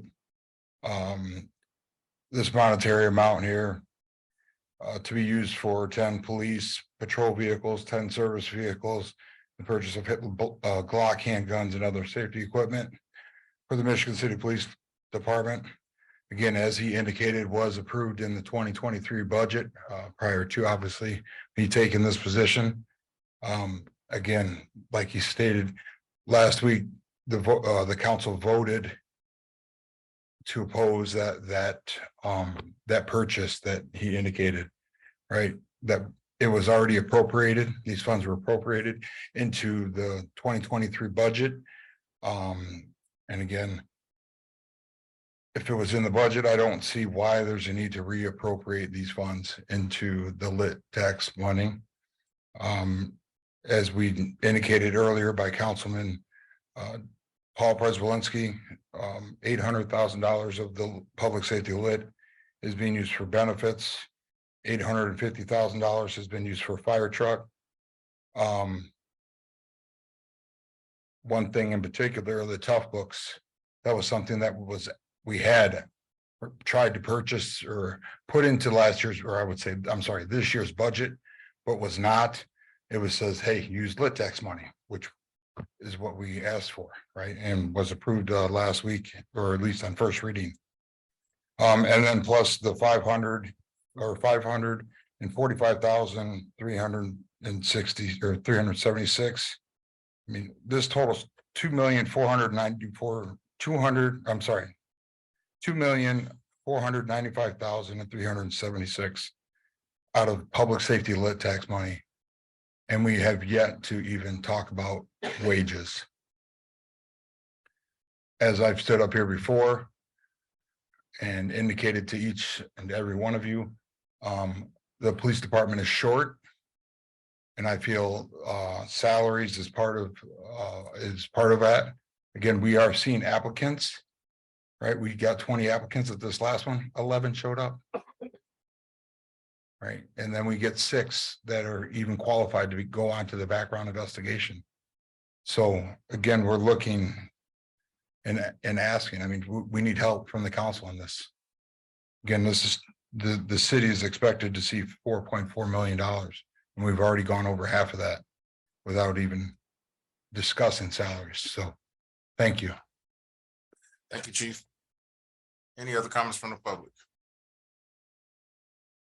Comments from the council? Councilman President.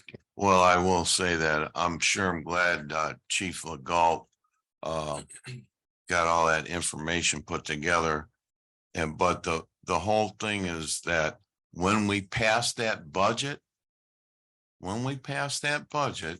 it was because it had to be passed, and we didn't know how much money we were going to get. And there were discussions about using the lit money to take out and replace it out of riverboat funding with lit money, because people have been spending just like there's no tomorrow. And that's what's happening right now because of the needs. So Chief Legault, are you saying that we should keep taking money out of the riverboat and keep funding your mechanisms that you already approached us about how much equipment you need? Because I know for a fact that there's a couple of infrastructure projects that need to be funded, but you left out the fact that you got almost 300,000 out of ARP money that should have been designated, the way I look at it, for sewer and infrastructure projects, Chief Legault. So we can go back and forth on how we can spend the money, but the money is designated for a specific reason, for public safety.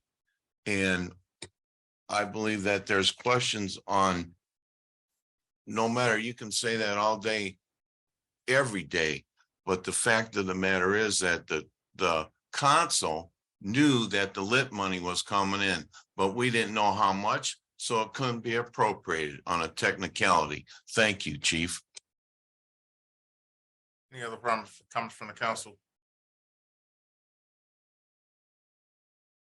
I have one comment. I understand that we are, going back and forth about the lit, and when we had all of the workshops and the discussions, looking at what the county was doing and what other communities were doing, before we made the decision to oppose a new tax on our residents, the main thing that I remember being sold on, that it was for recruitment and retention, because we were losing officers, we were looking at increasing crime.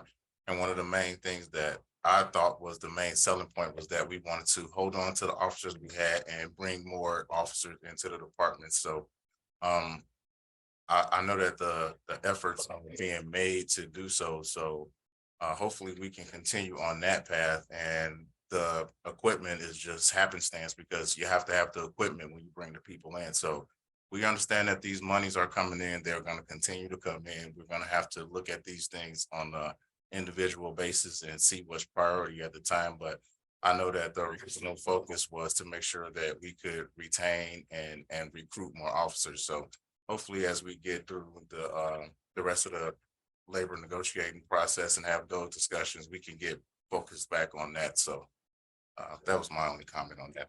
Right. We have a comment from Councilman Dabney.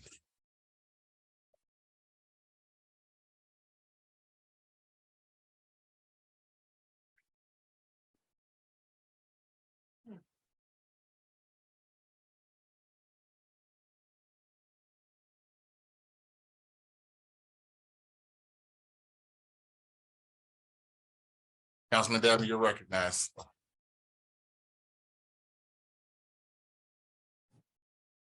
right, I'm sorry about that. Sean, can you hear me? Yes, sir. You have the floor. All right, I just got back into where I'm at and I decided to log on here and I'm sorry to jump on like this. Where are we in the agenda right now? Right now, we are discussing the appropriation from the lit for service vehicles and other equipment for the police department. Okay.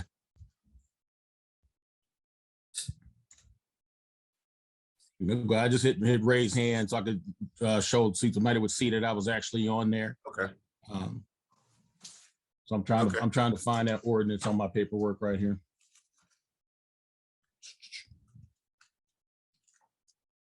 Go ahead and proceed, Mr. President. I'm sorry. Okay. Thank you, Councilman. On any further ordinance, if you're wanting to vote, you have to be seen and heard, just FYI. You are able to comment and join the discussions.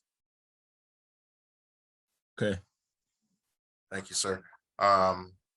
Any other comments from the council? Gene. Councilman Simmons. Yes, I too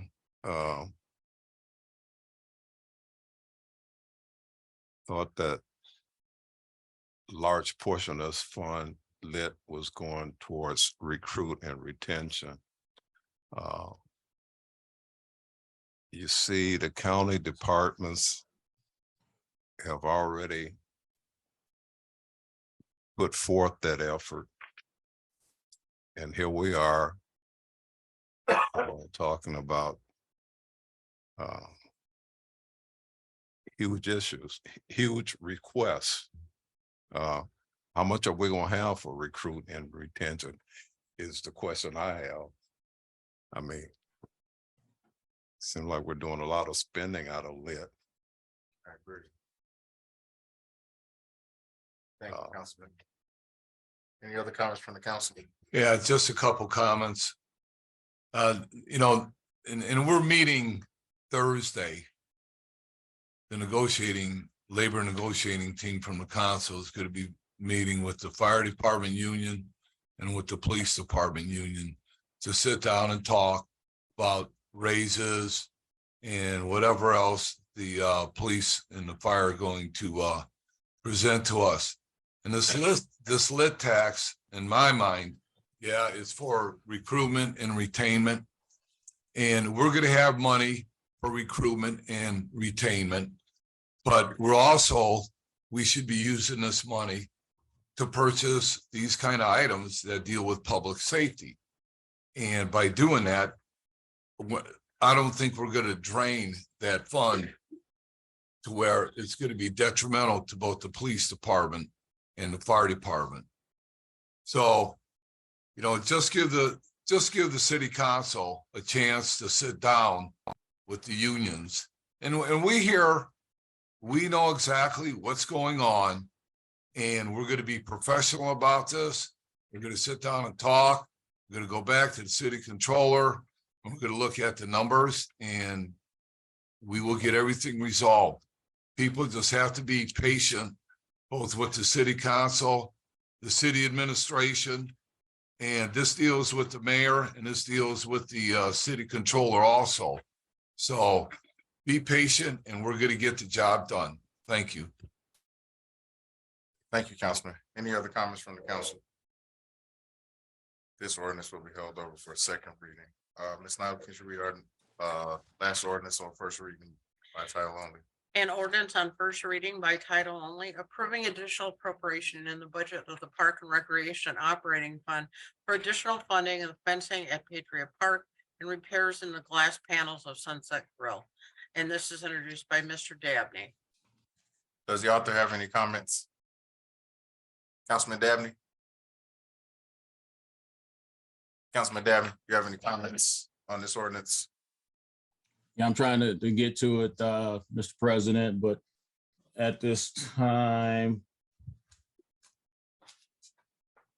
these additional appropriations, I believe are necessary to improve, things that are going on with our park department.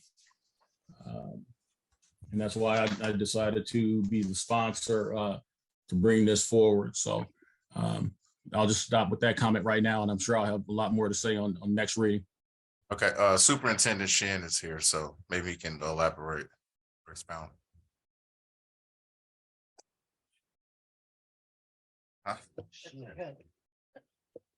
Ed Shin, Superintendent of the Parks. Good evening, Mr. President.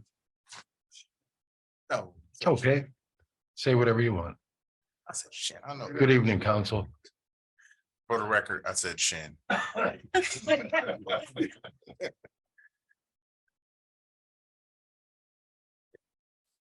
Good evening. At times, unforeseen issues arise at park department facilities that become necessary to address. In these two cases, a risk of public safety. Patriot Park fencing and North Point Pavilion upper deck glass railing. Discussing with Controller Yvonne Hoffmeister, the Park Department has the required funding in our unappropriated budget. I am requesting your approval to allow us to use that money as these repair items require immediate attention.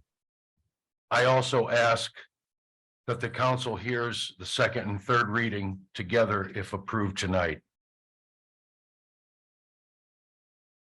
So these items are of an urgent issue. The fencing at North Point Pavilion has been brought up before, and thank you to the council and the ARPA committee for appropriating funds for 4 fields. However, there is a 5th field that is dangerous to the public and the youth baseball players that will be playing there this summer. I'd like to add the repair of this field to the repair of the 4 fields that were approved by ARPA. The glass railing at North Point Pavilion is an issue of urgency. It has been a mystery on why a glass panel broke until we went up to the deck and found no indication of any vandalism. After viewing the videos, the glass panel broke from expansion, where 2 pieces of glass came together from the freeze-thaw effect. And the glass panels have been installed with a certain method 4 or 5 or 6 years ago when North Point Pavilion was built, that these panels can easily break again and would probably be a detriment to any pedestrians, but we have barricaded it off.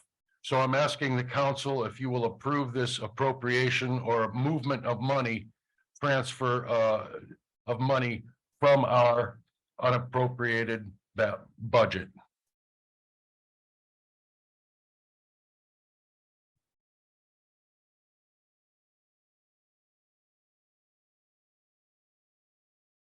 Was that the conclusion? Pardon me? Was that conclusion of your? Yes, thank you. Any, I'll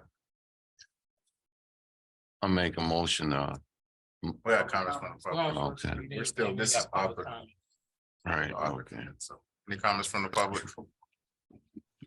Well, first reading. Gotta quit, get me.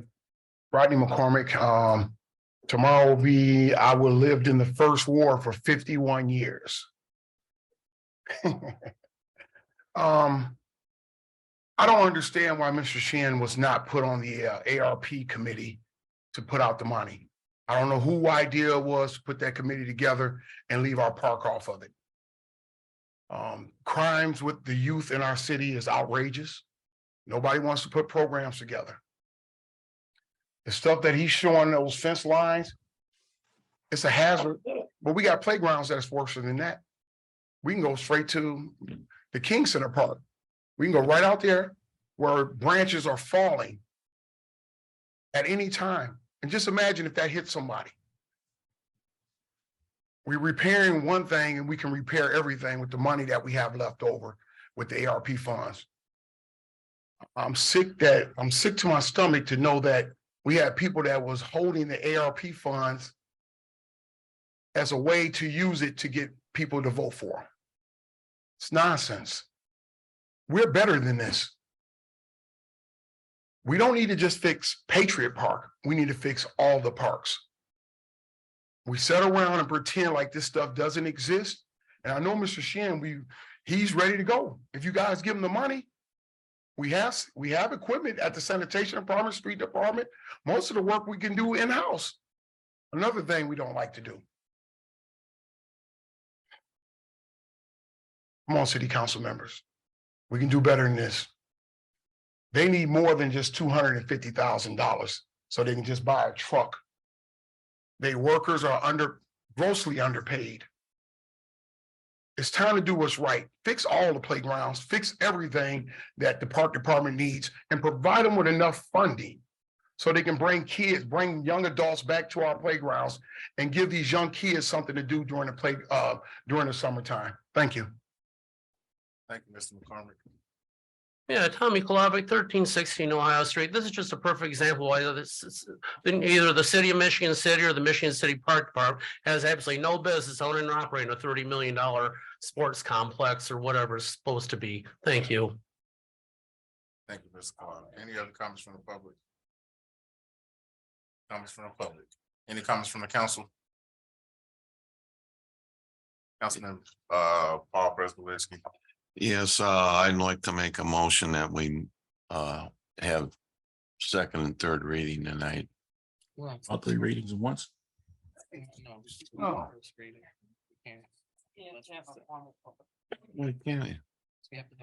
I was getting ready to ask, we're on first reading. Can we do all three readings in one night? Have to go to second reading and then do second and third. Yeah, unless there's an emergency. Right. declared. Dire emergency. Why is it what? But we have to have a formal public hearing. Did we publish it? No. Yeah. It's not published, but in the event of an emergency, you can suspend the rules and go forward with it. But Right. that argument hasn't been made yet. I think he wants to make that argument now. Thank you, Yeah. council. I would like to make the argument that this is an emergency for public safety. Are they playing on those fields right now? No, they aren't yet. When are we starting that? The games start in the middle of May for the Michigan City Youth Baseball. And April 1st for the rental of the fields. Oh, so the rental starts April 1st, Correct. but the fields, they're gonna start using those in May. Our city boys and girls will be playing in the middle of May, but the lease teams that we lease it to will start April 1st. So it is. I mean, works. I think the glass at North Point, There now. I think the glass at North Point Pavilion is much more urgent than the Patriot Park. We can always ask people not to play on that field until it's complete, but it is all one resolution. But I really think that the North Point Pavilion glass is most urgent. Councilman. So. Yeah, I'm up. So at Patriot Park, we have 5 fields. Correct. Right? And at the ARP approved 4 of the fields. Then we left 1 field out. But then we came back to ARP again, correct? Correct. And they wouldn't approve the 5th field. Why did that happen?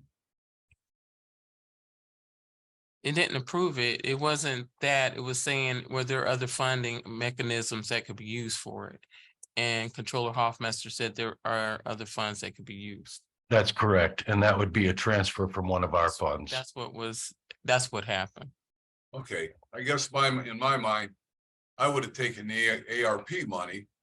Because that was money given to us by the federal government, not coming out of our tax, out of the budget.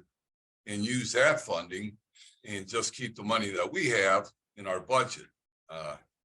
And so the emergency at Patriot Park, if we're calling it an emergency, we're leasing the fields out beginning April the 1st. That's correct. Yes. So that means there's gonna be teams coming here using those fields early April. Correct. Correct? Yes. And those fences aren't gonna be fixed by then. I'm not sure if the leased fields are including this field, Patrick, Volts, or is this all of them? So all the fields in the condition they're in right now are gonna be being used. Correct. Okay, so then how do we make field number 5 an emergency? If the other 4 aren't emergencies, and when are these fields gonna be fixed? If we're saying they're an emergency. Can we right, go back we're to that saying they're picture? an emergency, but when are they gonna be fixed? As soon as Does it's emergency funded. Does an emergency mean that you can't play on those fields? Because if you run into that concrete that's sticking out of the ground, somebody can sue the city for that? Well, I would think that the problem is not an emergency for these as much. That fence could possibly fall, but the emergency would be the taller backstop, Mr. White. Picture number 2.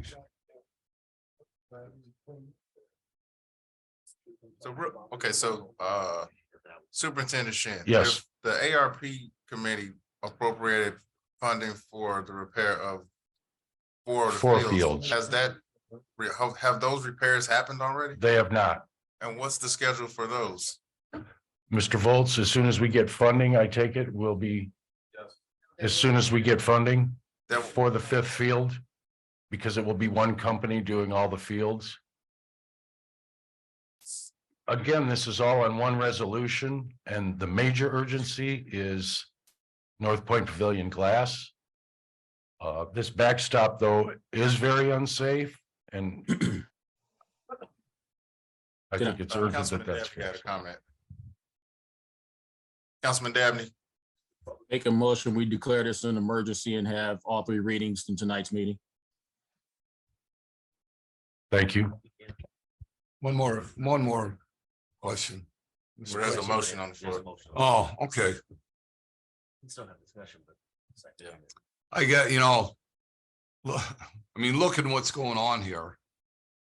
And I understand, I'm just gonna say the disorientation of this whole thing, but I see the emergency. Because, how can you have people come and use fields that look like that? And I've been out there and I walked the field with Mr. Volt and a couple park board members.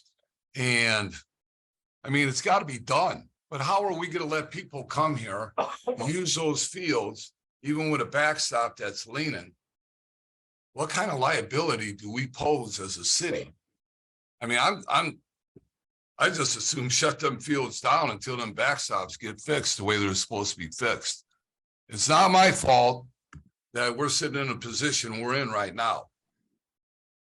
Like I said, we are trying to fix the unforeseen issues that occur in our facilities, and we have to start somewhere, and this is exactly where we're starting, at the places that are urgent and might be a problem if somebody gets hurt. Mr. Shin, my point is, and maybe you can't answer the question.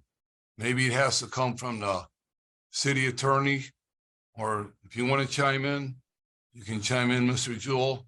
But with backstops like that, and a backstop that's leaning, does that pose any liability to the city to let leagues go out there and play on those fields? It does, and I think that's why there's an emergency request now. So, I mean, the only issue before the council, and the only thing you can really do is either decide to move forward with the motion that's on the floor that Councilman Dabney made, and that's to suspend the rules and move forward with. Right. That's the only option that you have. No, I understand that. I know, and I understand it's got to be done. It's got to be done now. But do we let children go out there and play on those fields with the condition of those fences and backstops? I don't know how on one hand you can indicate to the council that there's an emergency, but on the other hand, still allow play to go forward without the repair. So So it And your has to be point is a good repaired. point. Yeah, Yeah. the point I'm making is the repairs have got to be made before anybody plays on those fields, before those fences, Correct. before those kids go out there. They can't, those fences got to be fixed. So I had a question. I don't know if maybe someone from the controller's office can help with this. What is the holdup on the funding for what they received from the ARP fund? There's no holdup? How long ago had those funds been transferred?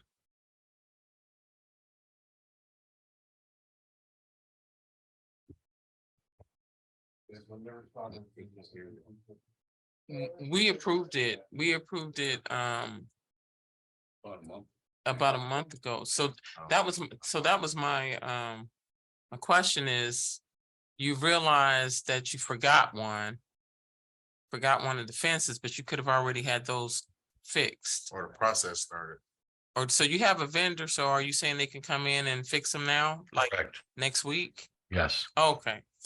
So you're saying they, I did have to go to the, excuse me. Okay. I did have to go to the park board first, so it's a matter of waiting for meetings. So if I may ask a question. Yeah, Councilman. So once you get the funding and you bring this contractor in, how soon is he going to have the fields fixed? Because you're starting play April 1st. That's correct. When's he going to have, I mean, we're already in the third week of March. When's he going to have the fences fixed? Well, it was in his bid to have these fixed in a matter of weeks. Is that correct, Mr. Volz? What is that? What does weeks mean? Are we talking mid-April? The end of April? Don, if you like, I'll shut the field down until it's fixed. I have no problems with that. That's fine. Yeah, I have no problem with that either. I never said I wasn't going to. Pardon? I never said I wasn't going to shut the field down until it's fixed. I know, but I never got any indication of that. It's like, give us the money, we're gonna move forward. Okay, so I'm just asking questions, Mr. Shin, trying to get an answer, because I don't want people going out on those fields if they're not safe. 'Cause I agree. You are the department head. I agree. Saying that we have a state of emergency in the park department on these fields that need to be fixed. And I have no problem whatsoever giving you the funding to get those fields fixed, but I don't want anybody playing on them until they're fixed. Well, that's my point too. Okay. Okay, We have a motion on the floor. Is there a second? second, Okay, we have a second by Councilman Don Prespolinski. Ms. Nyla on the vote, please. Mr. Simmons, Aye. Mr. Paul Prespolinski, Aye. Mr. Fitzpatrick, Aye. and Ms. Deitch, aye. and Mr. Don Prespolinski. aye, We have 5 in favor You- and no one. You got Mr. Dabney now. Mr. Oh, Dabney. it's not, oh, that's This- right, yeah. On the. So now okay, that this was is the appropriation. first reading. So can you read this ordinance on What second? was that? It's an appropriation. The motion passed.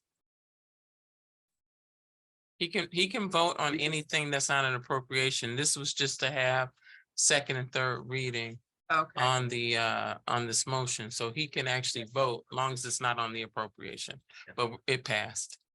Yeah, the appropriate, I mean, the thank you. suspension of. Thank you. So, Ms. Nyla, can you repeat Don't go this? anywhere. No. Yeah, vote on the We're appropriation. gonna take a 5-minute recess. Okay. Uh-oh. Okay, Ms. Nyla, can you please read our next ordinance on second, our first ordinance on second reading? Okay. The same one. An ordinance on second reading by title only, approving additional appropriation in the budget of the Park and Recreation Operating Fund for additional funding of fencing at Patriot Park and repairs to glass panels at Sunset Grill. This is introduced by Mr. Dabney. Any comments from the author? Actually, no, we've heard that argument in and out, so no more comments at this time. Thank you, Councilman. Any comments from the public? Mark Yagowski, 125 Boyd Circle. I know that the two gentlemen here work at the steel mill, and I know you work at the county projects. We pour concrete all year long. This is not, you're not building a building, you're fixing up a fence. I don't understand this. It makes no sense. It's complicated. You went into lease, not you. The park board went into lease agreements. We're behind Walters Hospital. The building's been built for a month now. They're pouring concrete every day that I'm out there. Where's the absence of, I don't understand. This is not, we're gonna wait another week, another 2 weeks, another 3 weeks. Very disappointing that this, they should never went into a lease agreement with this situation they have right now. It put the city at risk. Thank you, Mr. Yagowski. Rodney McCormick, 617 Union Street. Talking about Patriot Park again.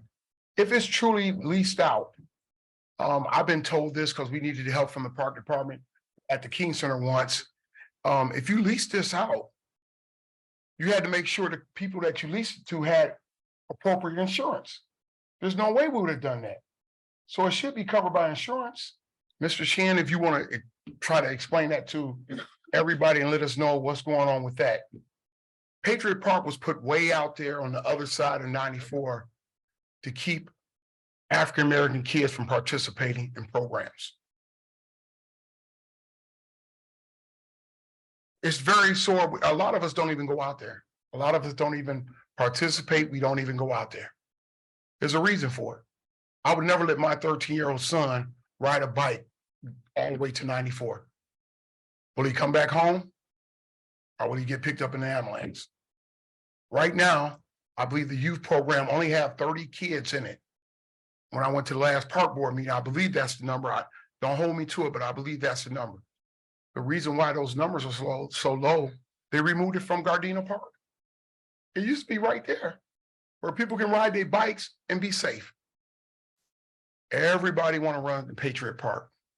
Patriot Park don't benefit the people. So as I was saying during the break, you want to build this big industrial park, Clarence and Mr. Mayor, tear Patriot Park down and build it right there. The city already owns the land. Then we'll take that money that we're going to get from these developers and we build a brand new state-of-the-art park. And what Michael Mack wanted, we should be able to get enough money to cover it all. Right here and put it right here in the heart of Michigan City, where all our kids can ride their bikes to and senior citizens can get on the bus and get to. Thank you. Thank you, Mr. McCormick. Any other comments from the public? Comments from the council?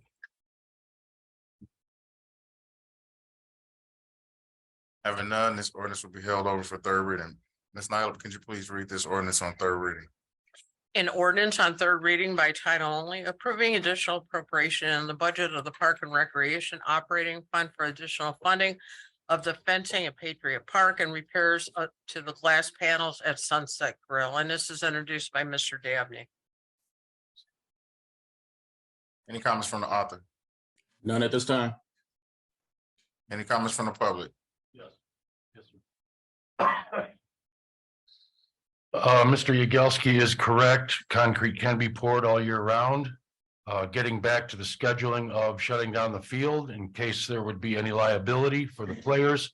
Each field can be done separately. The field will be shut down as it will be repaired first. And the other fields will be repaired and players and teams can shift around and not use that field until it's repaired. However, I do want to stress the fact that the glass at North Point Pavilion is very dangerous to the public, and that is an urgent request by the park department. Thank you. Can I Any other ask a comments from question? the, yeah. So North Point Pavilion, is it shut down and roped off and all that? Correct, it's barricaded. Is it scheduled to be open or is it just, We're hoping that it can be completed. We got a bid and an estimate on an emergency basis according to the purchasing policy, and it can be completed if started very soon. I mean, when is the open? I mean, was there a I'm particular sorry, date the for that? end of May. Okay, I got one quick question. What company are you using for these emergency services? The emergency service for the fencing is Northwest Indiana Fence. And the emergency purchase for the glass is Meyer Glass and Mirror in Michigan City. I'd like to make a request that we get a status report after, if this is approved. So for our next meeting, we'll know what happened as far as, when the schedule of the work to be performed and what state of repair it has been at that time. Yes, sir. Any other comments from the public?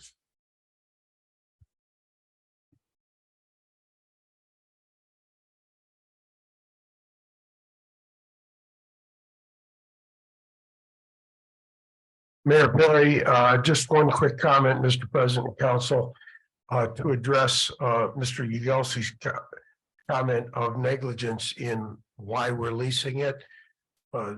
Long-term leases are very common. This is a 3-year lease. It wasn't leased the other day.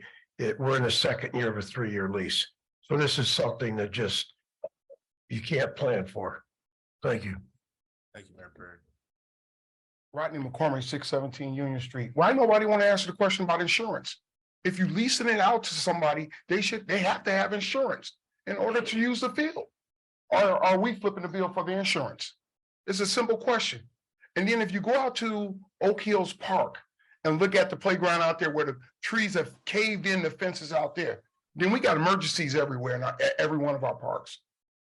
City Council, do better than this. Thank you. Thank you, Mr. McCormick. Any other comments from the public? Online.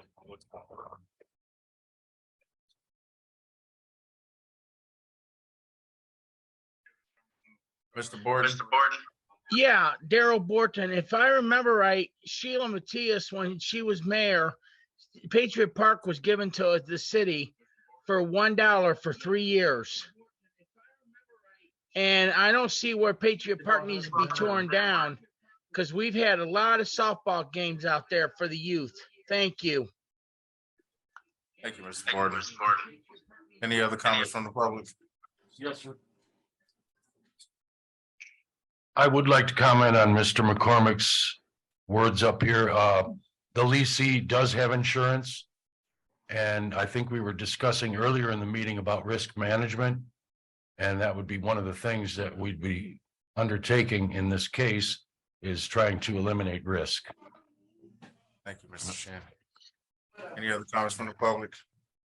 Comments from the council? I have a question. Councilman President. Support. I got a question for Mr. Shin. Mr. Shin, on the ball fields, the organizations that rent from you, do they have to sign an MOU of understanding? That's that correct. They're insured. Yes, that's correct. And all that. They turn in their COI, their certificate of insurance, and it's checked by Charlie Keene. Okay, so with that being said, then doesn't sound like you have to shut down anything, do you? Or are you just looking at it in general if somebody goes out there? Well, I think Mr. Don Prisbalinski is correct. And what we talked about earlier in this meeting is that we do want to eliminate risk. And I have no problems with shutting the field down and rotating the teams to eliminate the risk. Okay, and one additional, if I may, when you put that thing out for bid, was Northwest the only people that bid on it?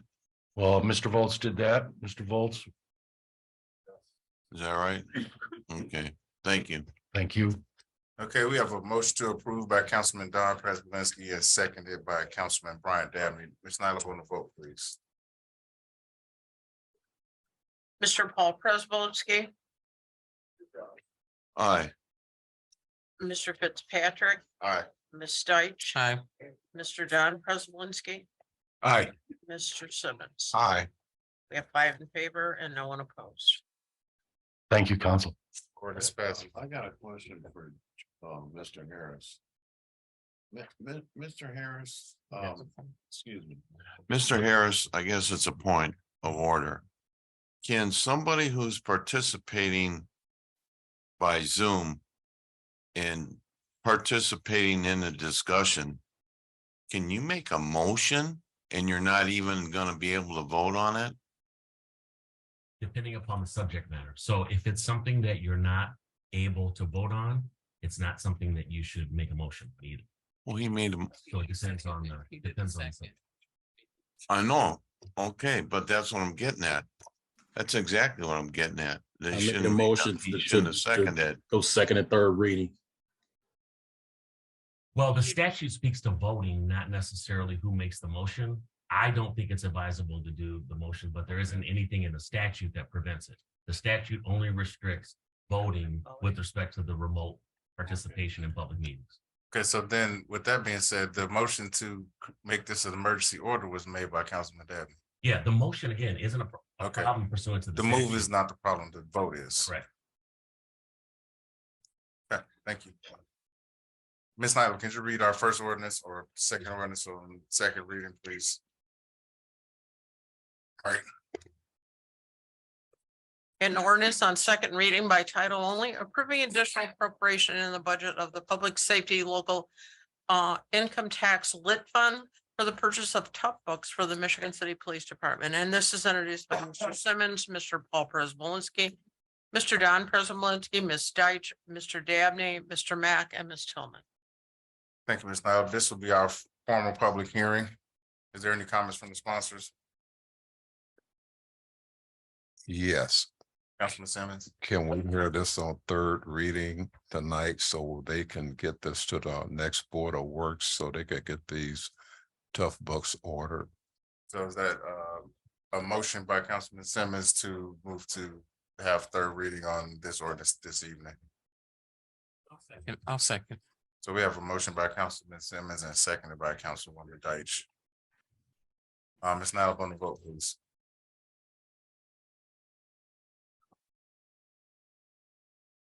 Okay. Hold on. Gotta press all. Okay, Mr. Dabney? Aye. You can vote on that. Okay. Not an appropriation. Mr. Fitzpatrick, Aye. Ms. Deitch, Aye. Mr. Don Prespolinski. Aye. Mr. Simmons. Aye. And Mr. Paul Prespolinski. Aye. We have 6 in favor and no one opposed. Thank you, Ms. Nyla. Any other comments from the others? Comments from the public?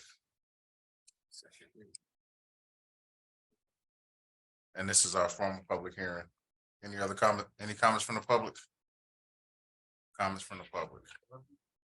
Any comments from the public? Public comment is closed. Comments from the council? I just would like Councilman to Paul Prespolinski. say that I'm hoping that these tough books, wasn't this discussed at a prior meeting that they're supposed to be used with the Raven system? Is that why we're going with them? And that is the purpose, right? That they're gonna be updated, or we're just updating the laptops in the cars?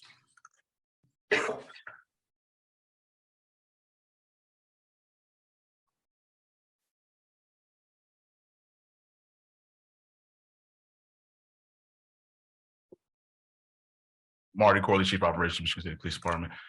They will be using that system, but it's time to update our computers. Their computers are really old. We have guys who have computers from 2013. Also, we're using what you use, what Mr. Harris has right here, is your common everyday laptop, opposed to these tough books are durable, withstand in and out of the car, and durability, they'll last longer. And you're getting what, 84 of them? Yes, sir. I think Ms. Tillman got asked that. Okay, thank you. You're welcome. Any other questions before I leave? I'll stay up here. Any other questions for Chief Corley? Thanks, Chief. Thank you. Any other comments from the council? Okay, this held up for third reading. Ms. Nyla, can you read this ordinance on third reading? I didn't. Oh, that's right. We just did the vote. An ordinance on third reading by title only, approving additional appropriation in the budget of the public safety local income tax lit fund for the purchase of. Public hearing. We just did. Was that what that was? That was the form of public hearing. Okay. I didn't hear it closed. Okay. Approving additional appropriation in the budget of the public safety local income lit tax fund for the purchase of tough books for the Michigan City Police Department. And this is introduced by Mr. Simmons, Mr. Paul Przybylski, Mr. Don Przybylski, Ms. Deitch, Mr. Dabney, Mr. Mack, and Ms. Tillman. Any comments from the authors? Any comments from the public? Rodney McCormick, 617 Union Street. I was just wondering what they're gonna do with the old notebooks or whatever they laptops, whatever Mr. Corley just called those. And I just want to digress for 1 second about the Lent tax. When that passed and the city got talked into it, it should have brought more police officers here and gave them better paying salaries. I don't know what happened. Seemed like the fire department is doing good, but we can't get workers and our city is not, we can do better with our safety. I hope we get back to making sure that we pay these officers whatever it takes to get them in here and keep them here. Thank you. Thank you, Mr. McCormick. I'm Commissioner Connie Grammarosa, LaPorte County. Just kind of listening to tonight, it does kind of shock me because was there any money allocated for their salaries? And you wonder about that because I know on the council, when I served last year, we really made sure that when we were looking at that safety lit money, it was to allocate money for their salaries. I don't know, maybe you guys should reanalyze how you're spending the safety lit money, but it really should not go towards the equipment and more so towards their salary, because you're having the same problem that we had, and that was retaining officers. And the only way you're going to retain officers is by paying them a good salary, or you're going to continue to do the same thing that's been happening. You're going to lose your officers after 2, 3, 4 years, and they're going to move on to counties next door to us or to other areas. You have to keep our officers here. You have to pay them a good salary. Thank you. Thank you, Commissioner. Any other comments from the public?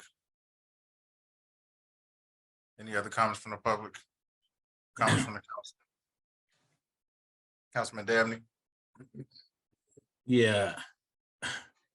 I just wanted to kind of respond to those comments, talking about the salaries and that. We do understand what the lit money is all about regarding safety. We had to buy things like fire trucks and things like that were unsafe for our workers. So we can raise a salary, but then put you on the back of a fire truck that doesn't work, that's unsafe. We have to address this in terms of getting the proper equipment to put these, our officers and our firemen in safe equipment. So yeah, maybe they didn't have to do anything like that with the county. And yes, we do understand that this money could be used for salaries. And we just came out of negotiations of contracts last year. And when I popped on, I heard Councilman Don Prespolinski talk about there's gonna be a meeting Thursday where I'm sure some of this will be hashed out. So for people to stand there and say we're not doing what we're supposed to be doing in terms of paying our police and fire, I don't buy it. We have to get proper equipment. So make sure that our police and fire are safe. So they can continue to walk up here and stand up here and talk about, you know, the salaries and everything like that, and what they did with the county. This is the city. This is Michigan City. And we're out here trying to make sure our people are riding around in safe vehicles and have the equipment necessary to do their job. We will get the salaries. Don Prespolinski just said that. We will do that. Thank you, Councilman. Any other comments from the council? Councilman. I just wanted to say to Commissioner Gamarosa that we have 1.9 million in the lit fund right now. And I'm sure that that will be enough to cover whatever we're gonna do as we come out of our meeting Thursday. And I think that everything that you covered is, we're well aware of that. And we're well aware of the problems that we have with training people and them leaving here. And we had talked about that with the administration, and nothing has came to fruition about keeping people here or making them pay for their training, for their equipment. And there's a lot of things that people don't realize, that when these officers are riding around for a year, they're riding around with a assigned training officer.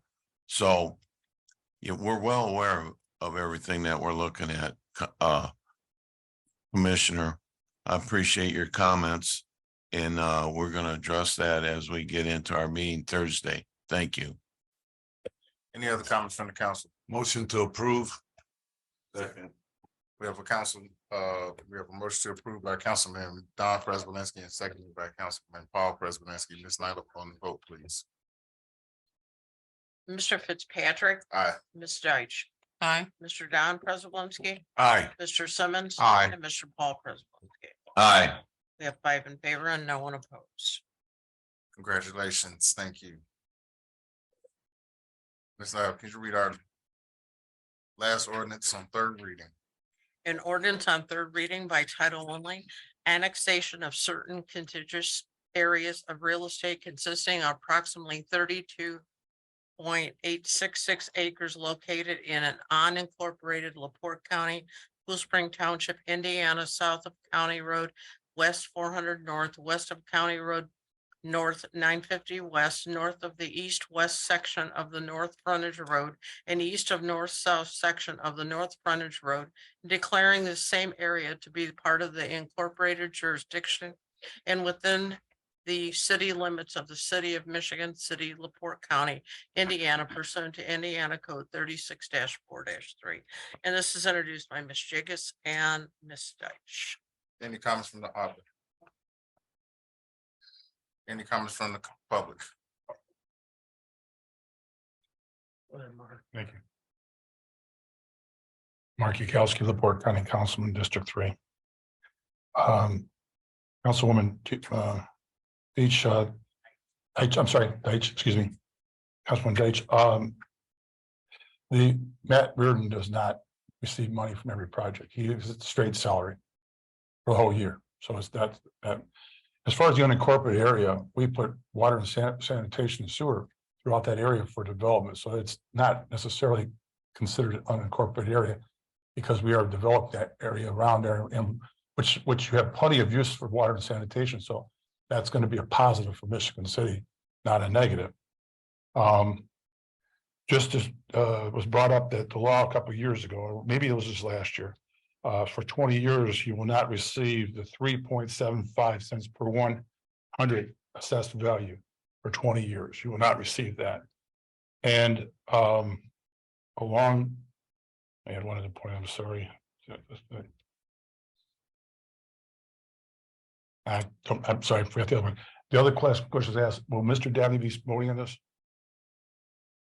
Can't. Mr. Dabney, I'm sorry, I didn't mean to repeat for everybody else, but really quick.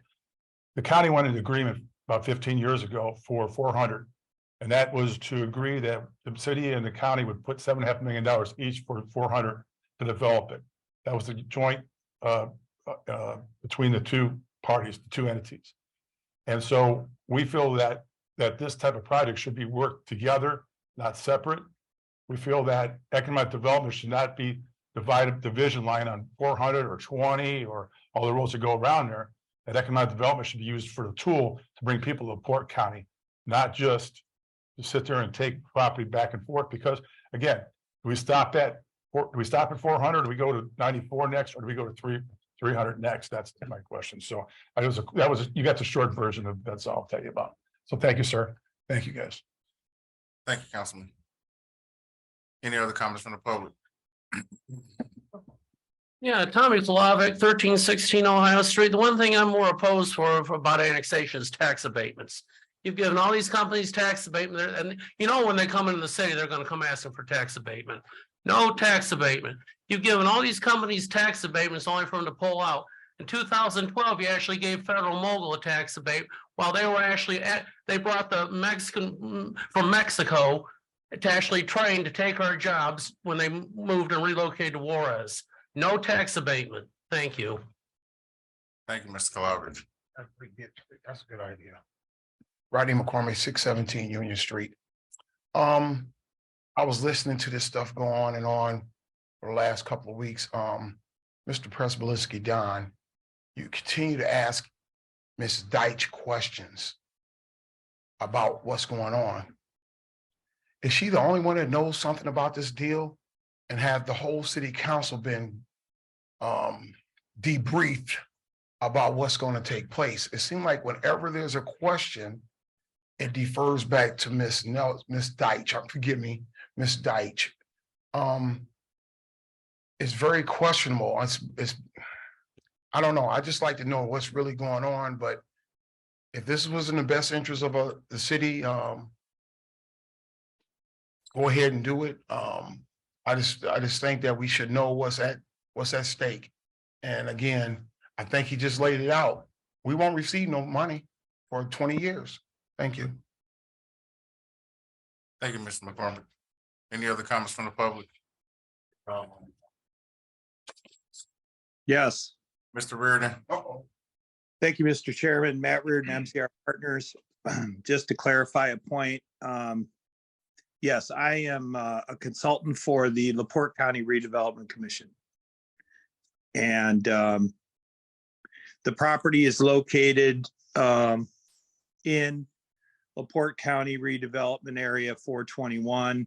I think at the last meeting, there was or a couple meetings ago, there was somebody made mention that it was not.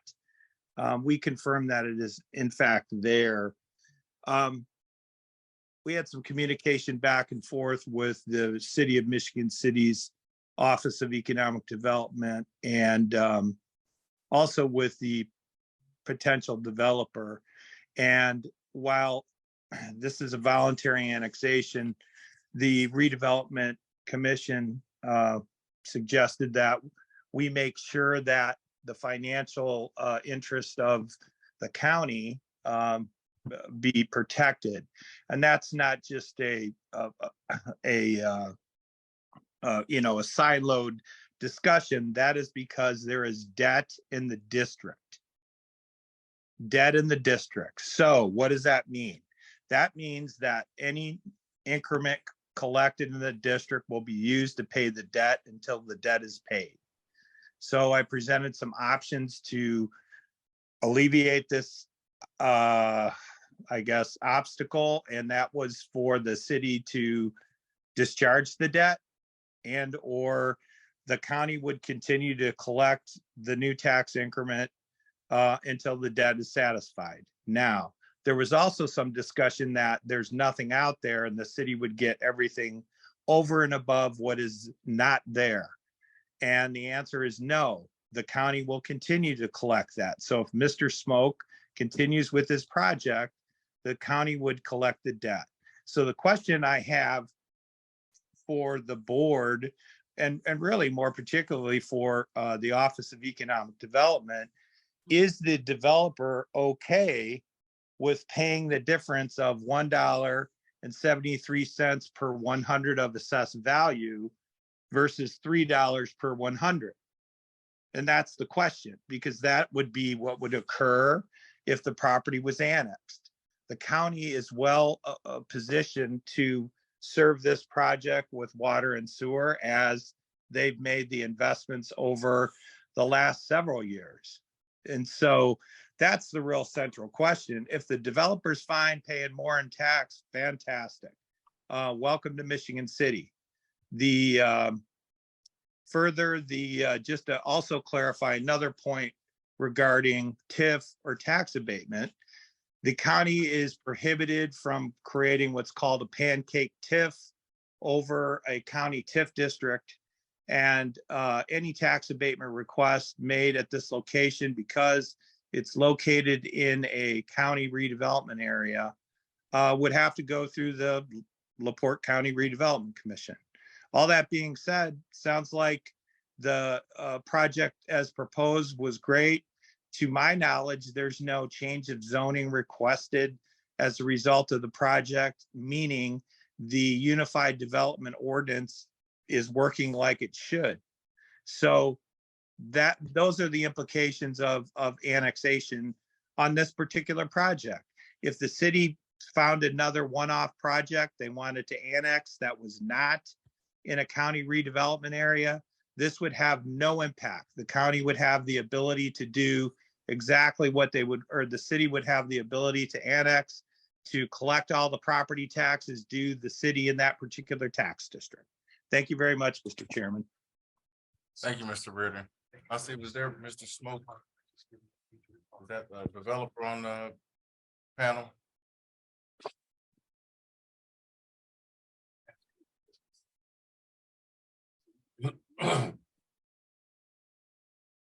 Good evening, Jeff Smoke, 3174 Aspect Drive, Granger, Indiana. I am with Great Lakes Capital, the proposed developer for the spec warehouse that we are currently working on.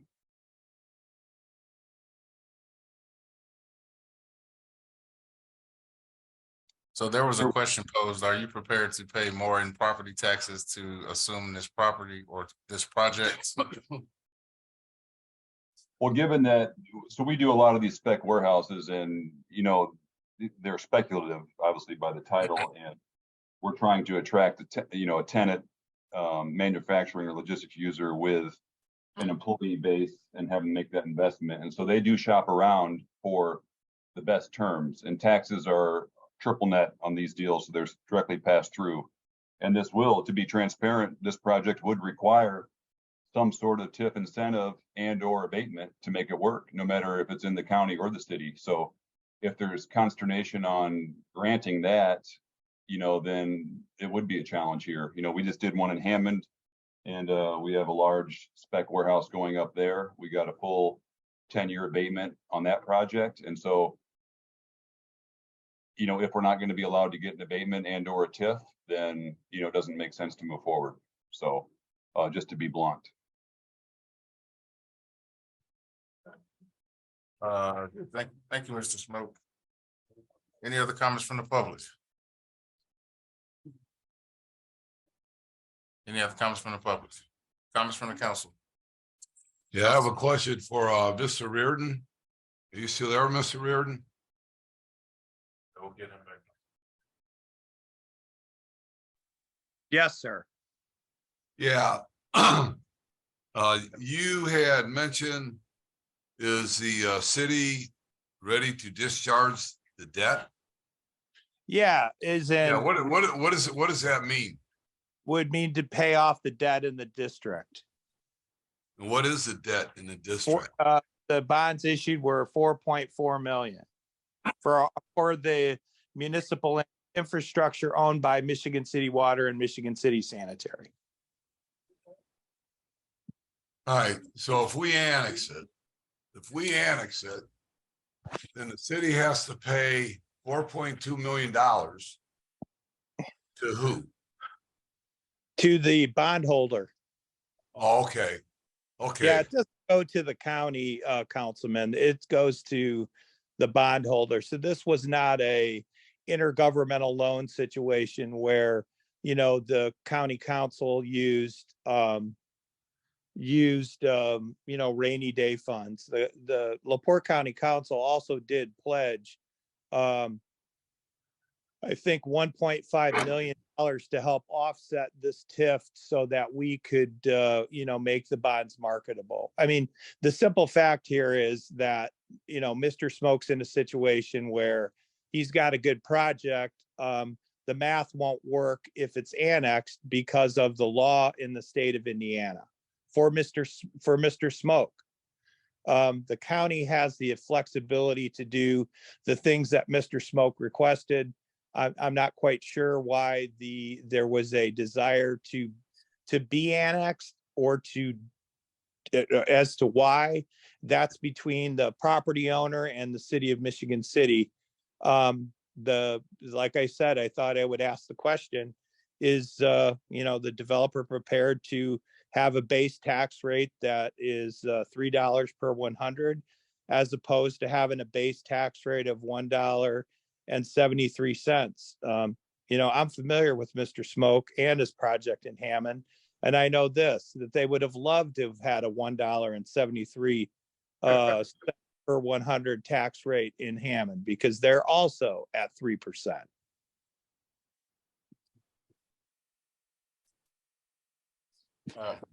Mr. York. But let's, to be clear, it's getting really confusing. This is annexation. That's all we're talking about tonight is annexation. We can't negotiate anything with the county at all until annexation occurs. So we can't call in an analyst, things of that nature.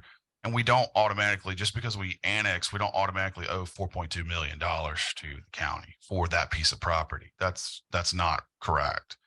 Well, hold on a minute. They can annex into the city regardless. They have that right. There's no dispute. I'm talking about property tax revenue. Yeah, annex away. The tax rate will increase from $1.7362 to 3%. The actual gross rate in Michigan City Cool Springs is 3.7244. And as everybody on the council is aware, we do have property tax caps. So yes, it is about annexation and what happens when you do to property tax. Correct. But just to be clear, we're talking about annexation tonight and not paying back $4.2 million. That's being very confusing. Yes, that. I just said that's the outstanding debt that would allow the city to begin to collect tax revenue as a result of an annexation, as if the property was not in a county allocation area and had debt. So if you did it elsewhere, you would be correct. The city could collect all the tax and everything's fine. There's nothing stopping annexation here. I'm just talking about the mathematical consequences when it happens on property tax. Right. So I have a question. So we're talking property tax. So even if it's in the TIF district, they will continue to collect away. Nothing changes for us. They still get their draw. Everything's fine. We get all the other taxes. What would those be? So, and that was what was listed. So in the financial. So I mean, even the lit tax, all those things, but we also provide the police and fire services.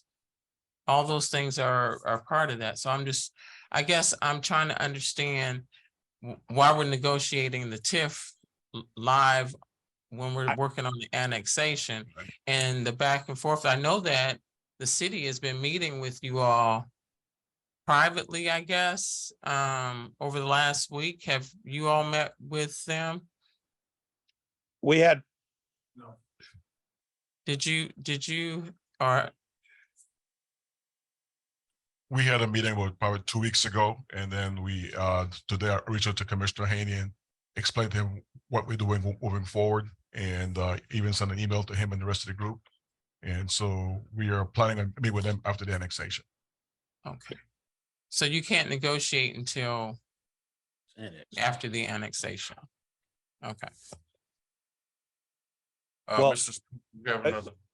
I'm just gonna point out, the tax rate goes from 1.7362 to 3.7244 when it's annexed. That the debt has to be paid in the redevelopment district at 421. And that if there was consideration for abatement, that would have to be approved by the LaPorte County LaPorte County Redevelopment Commission, because there is debt in the district. And I'm not a fan of negotiating anything in public. I'm just stating the fact, this is what's going to occur if it's annexed. It doesn't mean the project can't go forward. That doesn't mean any of that.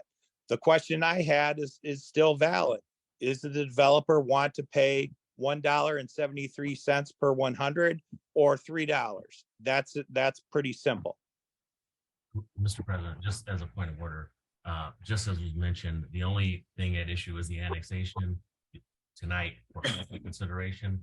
The issue of future tax abatements or questions or concerns regarding what the consequence of the tax rate would be is of no concern to this council.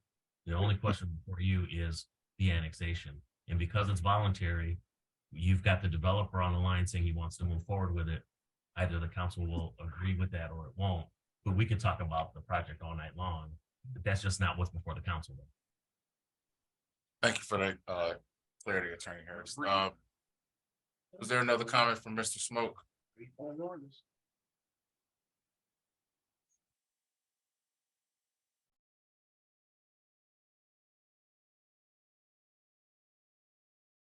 Sorry, I had a little background noise here. Yeah.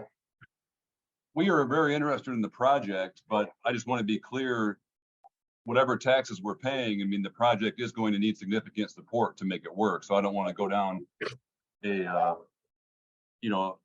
rabbit hole here and not have that support in the future. So I guess if we're going to annex it, we're expecting to come back with a TIF and some sort of an abatement to make this project work.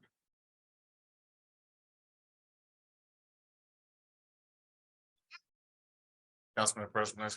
Oh, We're still on public comment. oh, Any other excuse me. comments from the public? Any other comments from the public? Comments from the council? Councilman President. I just want to get at this, is that I don't see the big benefit for the city of Michigan City. I see that we have to provide services, police, fire, and also whatever else that we're gonna be obligated to be that in the financial statement. And after listening to everything, and I do understand what Mr. Reardon's talking about. I do understand the tax rates and the implication of that. I do understand what Mr. Smoke said about having his tax abatement to get the project going. My thing is I do not see the big benefit, and I still cannot imagine why to create all this turmoil, and that's what I'll call it, turmoil, and not have the properties on Cleveland Ave promoted. Everything is there. We don't have none of this problem over there. To me, it's a no-brainer. This is like, now we're going to be fighting with the county. And I agree with Mr. Yagowski that we should be, in a cooperative spirit with the county to move forward. That TIF exists. We're not going to be able to do nothing out there. That TIF exists. It's expanding south. That, I don't know if anybody realizes this, they got sewer lines going to the west now to develop, to the west. I was out there riding around a couple of weeks ago. So I don't want to fight with the county. I don't want to fight with the county. I don't want to fight with anybody. All right. Fighting days are over. It's what we should do logically, here. And I'm not going to vote for anything and put the city more on the hook. Thank you. Thank you, Councilman. Any other comments from the council? Yep. Councilman Dabney. So we're talking about their TIF district and what happens. He gave the tax rates and, you know, those different percentages out there. And then I know that was kind of confusing to people that are watching. But now my question is, are we landlocked where we can't expand Michigan City? Without having these issues? You know, we're talking about working in the spirit of cooperation. I'm not certain what happened with the hospital out there. You know, I don't understand it. You know, I hear the arguments against, you know, they're saying, oh, you know, the annexation is going to go forth, but now I'm trying to figure out, so did they landlock us by putting their TIF district right up to 400? You know, does somebody consider that we may want to expand Michigan City past 400? You know, and so what is the deal with the hospital and everything back through to those medical facilities, that hotel that's out there and everything like that? Are we able to, you know, to bring some of that land in and do some things, or would that be running into your TIF again? Does your TIF just surround our city where we can't expand Michigan City? It seems like the big deal is that's a TIF, and you know, and it's going to raise the taxes, blah blah blah. So, are we landlocked? Did you guys expand your TIF all the way around? I don't know I saw the map, but I can't recall about you guys' TIF. Councilman, the TIF area was started, I think, about 15 years ago, and it included the intersection at 421 and 94. The idea was to use new tax increment to extend Michigan City utilities to the south side of 421 94, which is 15 years finally occurring. You know, the only issue with annexation has to do with if there's debt in the district. If there's not debt in the district, then, you know, the city can sit down, develop an annexation plan for areas and annex property. There's nothing stopping the city from doing that. You know, the county has 4 TIF districts that have been established. Of the 3, right now, there's infrastructure ongoing in 3 of those areas. So the purpose of the TIF from the county perspective has always been to work cooperatively to extend utilities to these areas to be developed. I don't think there's any mystery to making sure debt gets paid off before something else might occur at the location. So is there other areas to be annexed by the city? You could annex up and down US 20, all the way to the state, all the way to the county line if you felt like it. You can go, you know, keep going east and annex more property that is out that towards that way. But it's just at the intersection, Councilman, and the purpose is to extend utilities at these intersections to do development, and that's it. Thank you.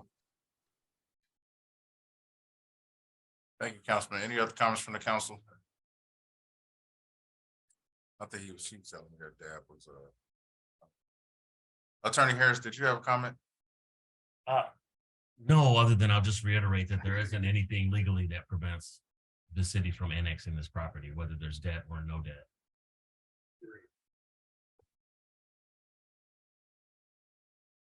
Any other comments from the council? Just Councilman President Lester. Yeah, You know, and I've heard a developer and if we move forward with this and they're gonna come back to the city council. They're gonna want, put in a TIF district, they're gonna want tax abatement. We've already heard it. I'm not for that. I'm not for giving, I don't mind giving tax abatement, but sometimes it seems to me like in this particular project, we're the ones that are giving it all. We're not getting anything in return yet. And I know we haven't started negotiating, but just by the contents of what I've heard so far. So I will not support this.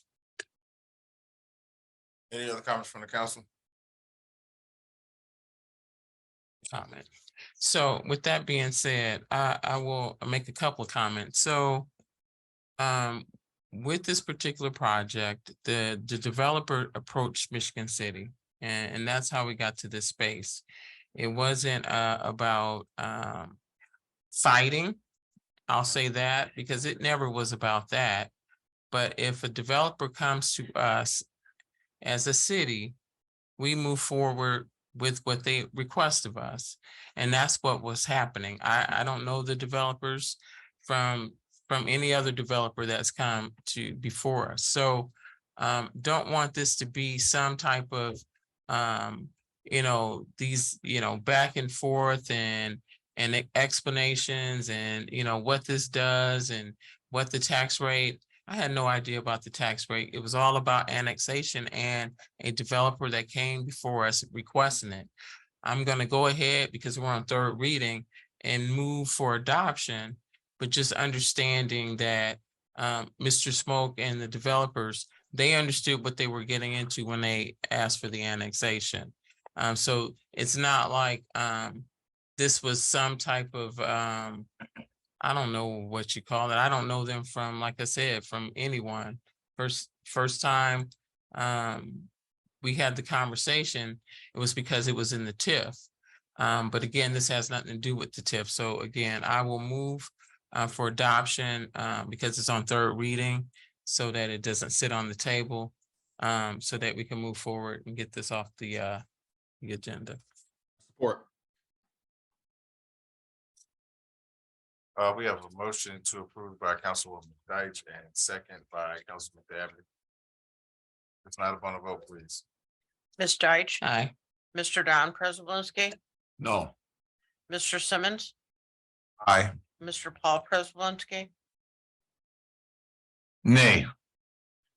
and Mr. Fitzpatrick. Oh, Mr. Dabney, sorry. Aye. And Mr. Fitzpatrick. Nay. We have 3 in favor and 3 opposed. Fails. No. Fails. Who did? Right. Fails. So that's Yeah, 6. majority 3 in voting favor. members present. That's what I just said. Okay.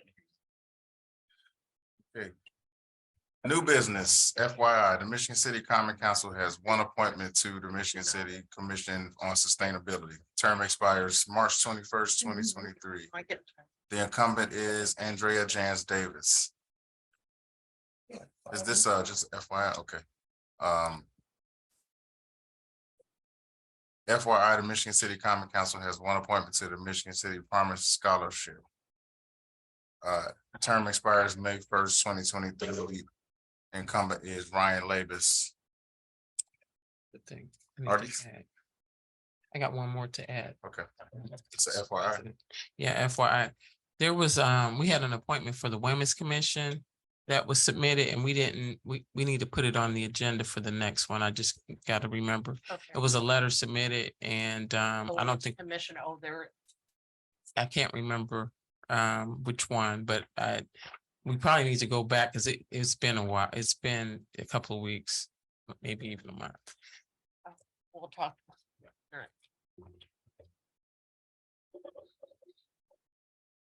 Thank you. Unfinished business nomination. The council has the following appointment to the Michigan City Social Status of African American Males Commission. Term expired February 15th, 2023. All are one-year terms. We have resigned the Ministerial Association, Willie Millsap, Swanson Center, Dwayne Hurt, Michigan City Area School. Were there any letters? Yes, I submitted? did receive a letter from the Swanton Center for Mr. Millsap. And I also received a letter for Mr. Hurt from the school. Thank you, Miss. Do we need to vote on these now? Yeah. I move that we support the appointments for Willie Millsap and Dwayne Hurt. Second. Over motion by Councilwoman Deitch and second by Councilman Don Prespolinski. Snyder on the vote, please. Are we doing these individually or together? I'm okay with together. They can be done together. Okay. Is that okay with you?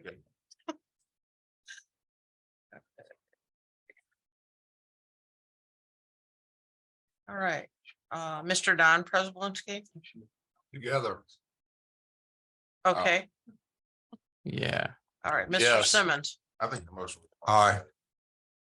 Mr. Paul Prespolinski, Aye. Mr. Fitzpatrick. I can ask Mr. Dabney. Mr. Aye. Dabney, Aye. I forget about you up there. Mr. Fitzpatrick Aye. and Ms. Deitch. Aye. We have 6 in favor and no one opposed. Okay, nominations, the Michigan City Common Council has one appointment to the Michigan City of Richmond Corporation. Term expires March 31st, 2023. Incumbent is George Kazmierczak. Is there any nominations?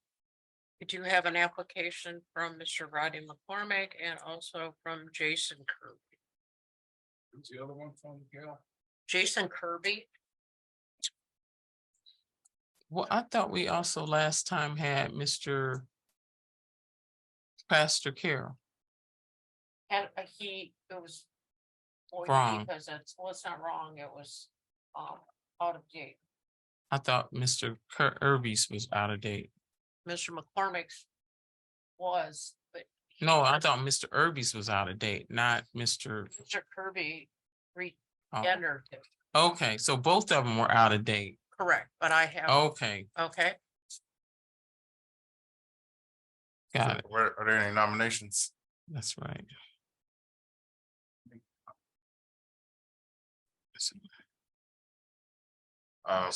One of the candidates is here. Is it, would be out of order for him to speak? Yeah. Mhm. Mr. McCormick? Rodney McCormick, 617 Union Street. When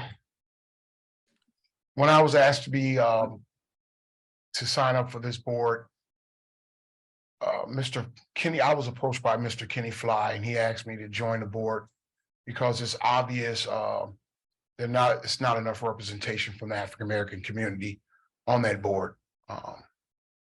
One of the things I will do, I will not take part of is I'm also a member at the Martin Luther King Center on the board. I have not seek money from any city organization, and I will not.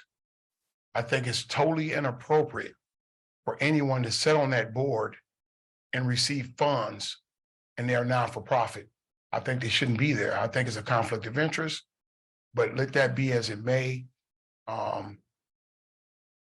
I will follow the rules, I will follow the bylaws, and I will do what's right for the people, as I've always have. I don't think it'd be a problem, but do what you have to do, but I would love to sit on that board until I'm elected to the first ward. Thank you. Thank you, Mr. Cormick. Mr. Kirby. Is it Kirby? Yes, okay. Okay, thank you. Hello, my name is Jason Kirby, and I figured I'd like to just come up and introduce myself to everybody. Lived in Michigan City all my life. Went to Michigan City area schools. My kids. Can you state your address for the record? 1600 Columbia.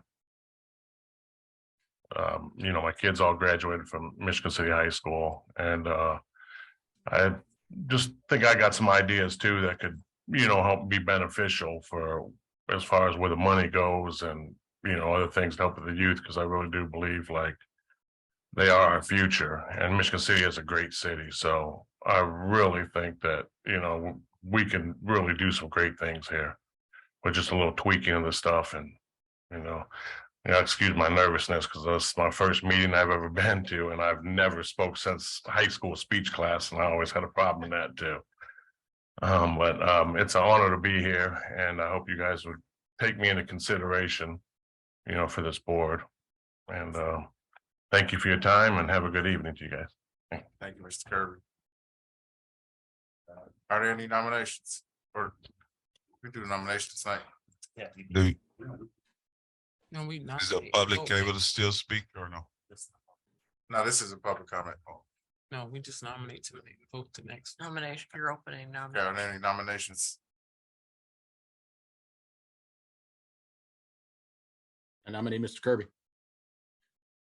We have a nomination for Mr. Kirby.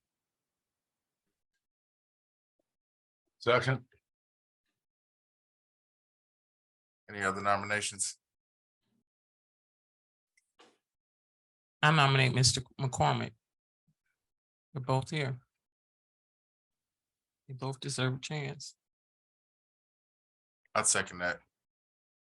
We have a nomination for Mr. Kirby in the second, and nomination for Mr. Cormick in the second. We'll be taking the vote next meeting. Comments from the public? Yes. Yes, my name is Kenneth Thigh, and I'm currently on the Richmond Court Board. And I've been on the. Before we do that, we have a 3-minute rule. We don't want to be like we were last time Yes, ma'am. and out of order. Yes. So, you know, state your name, your address, and then you got 3 minutes. And one thing that we stated before when I was council president, no personal attacks. Yes, ma'am. We are not the judge and jury here on the city council. Yes, ma'am. So if there's a formal complaint, you need to take it up with the appropriate folks. Yes, ma'am. Continue. Yes, sir. Kenneth Fly, 211 East Fulton Street, Michigan City, Indiana. And I just wanted to speak about the Richmond Corporation so far as some of the majority of the people that's on there that has a nonprofit. We have maybe 3 or 4 people on there that has a nonprofit. And with that being said, by people that has a nonprofit on that board, they're really privy to the things that's needed and the grant specifications and the extra steps that's needed within, you know, seeing the needs and wants of other grant recipients. And also on that board, we did address about a nonprofit not being on that board because it would seem like a conflict of interest. And so with that being said, we had a vote on that maybe twice, once before Mr. Chairman Ron Miller was there, and then once while Chairman Ron Miller was there. And they both didn't never succeed about a nonprofit being on that board. And I don't have any personal attacks, honestly. I just hope that whoever comes on the board, that we can keep functioning correctly, you know, and that's my main concern. I wouldn't want to just be jammed up into a back and forth thing. That's all I'm concerned about, because I just want a fairness and everyone copacetic, and I don't have much more to say about anything else.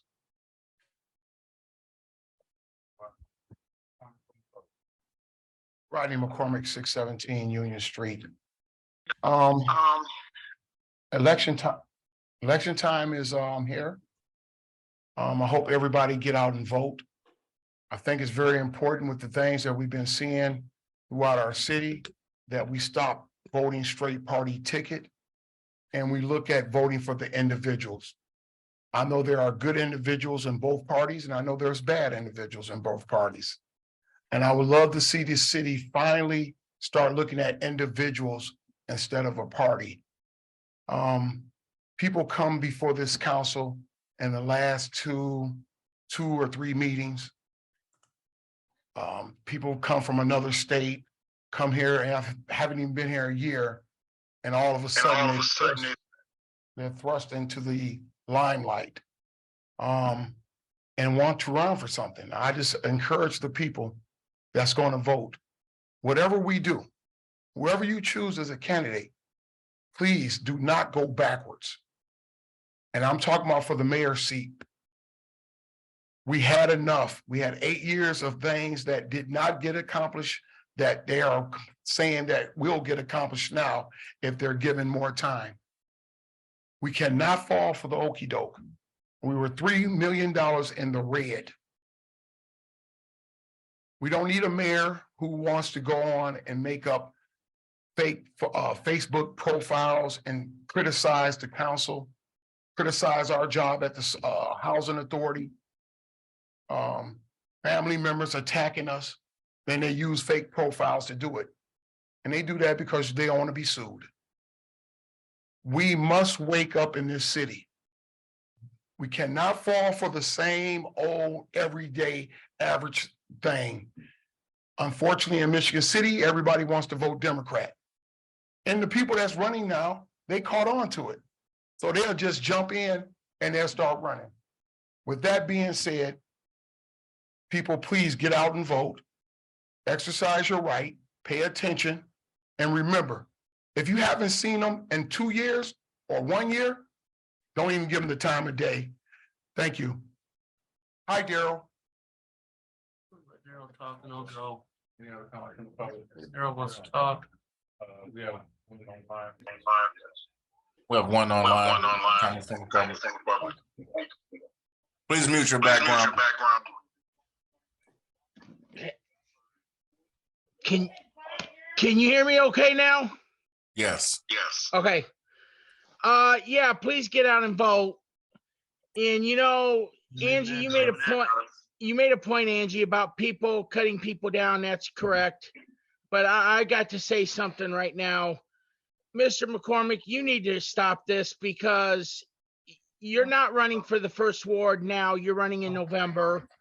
First of all, second of all, you've got, wait a minute, you.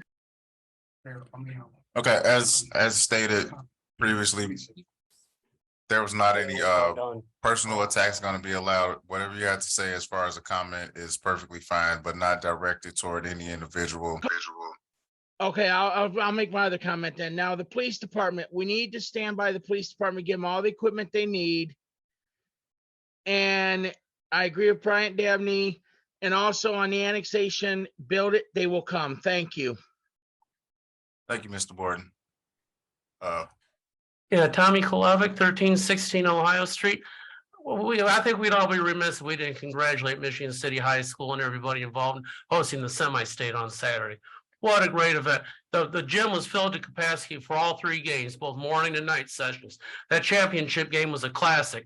The Kokomo, they had a 6'10" center. He's a transfer exchange student from the Congo in Africa. His name is Rory Bagunda. And he just put on a clinic that game. They between Penn and Kokomo, and it was only a 1-point game. It was back and forth. They're like both are going to be Mr. And Bagundas, he's only a junior, so we'll probably see him back next year. And it was just great, all the way from the volunteers to just everybody involved with that. You just can't name it all. The best thing about it, we're going to get to host it next year. We're under contract hosting everybody from Convention Affairs Bureau to special events to Michigan City area schools, just everybody. I also want to get some more good news to pass along. I just seen last month the Boys and Girls Clubs of LaPorte County. They've now in ownership and have acquired their property on Pool Spring Avenue where they're going to build their 35,000 square foot facility. So I'm really excited about that. Last night they had a really great meeting in Westville. It was the South County Coalition. They had an informational meeting about the $1.2 billion rebuilding of the Westville Correctional Facility.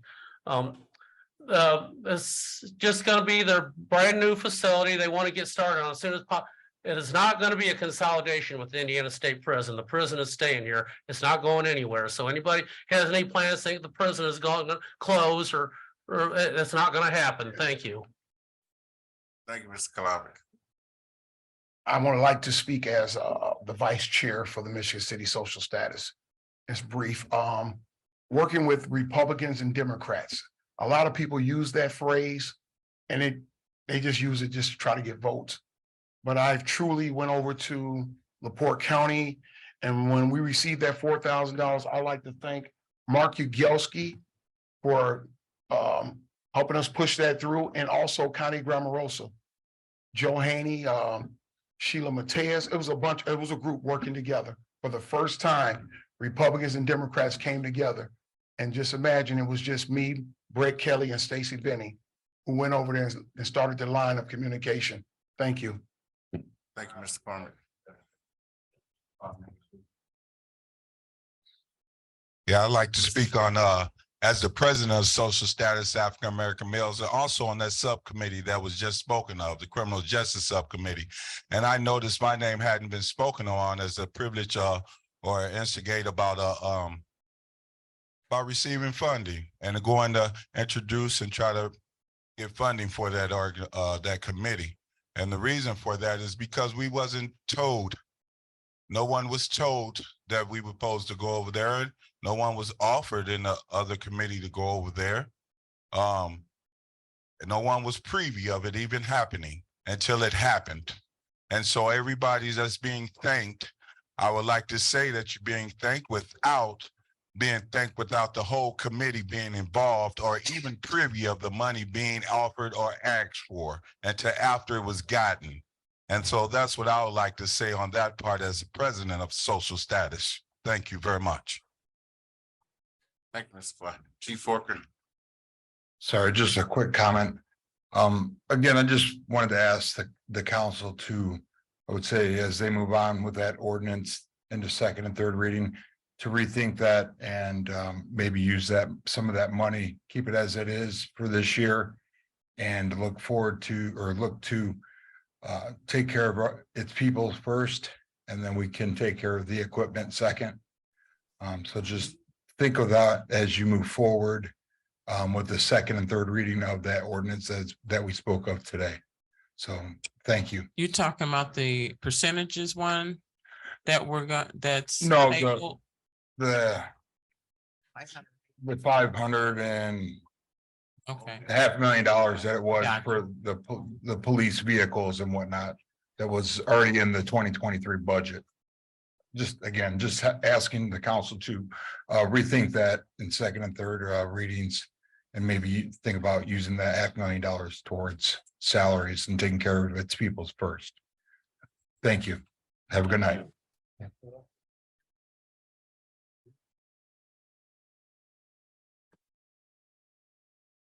Comments from the public. Hello, Jason Kirby again, 1600 Columbia.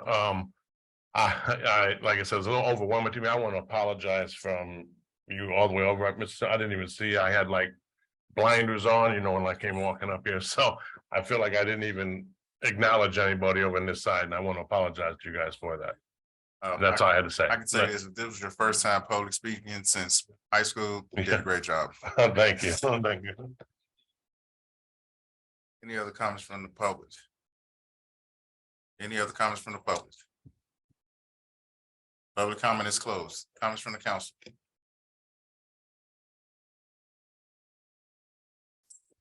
Councilman Dodd, President List. Yeah, just a quick few comments. Number one, I'd like to congratulate the Marquette boys basketball team. They didn't win a semi-state, but they made it to the championship game in the semi-state.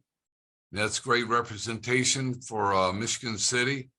Compliments to the street department for cleaning up Cleveland Ave, Paz Road, in preparation of both the regionals and the semi-state. And I called Councilman Randy Novak from the county to get 900 North cleaned up. And they had a crew down there cleaning that up, so everything looked nice around the high school. And as Tommy referred to, the high school did a great job of hosting regional and semi-state. And I did attend Saturday night's game between Penn and Kokomo. That was great. And the most important thing here is on April the 1st, Earth Day. Okay, the Michigan City Great Cleanup is going to be taking place. And the way that is going to be organized, according to Nora Riska, the coordinator, is the neighborhoods. You just go out and organize a group in your own neighborhood, find a place that you want to clean up, and then put it on Facebook.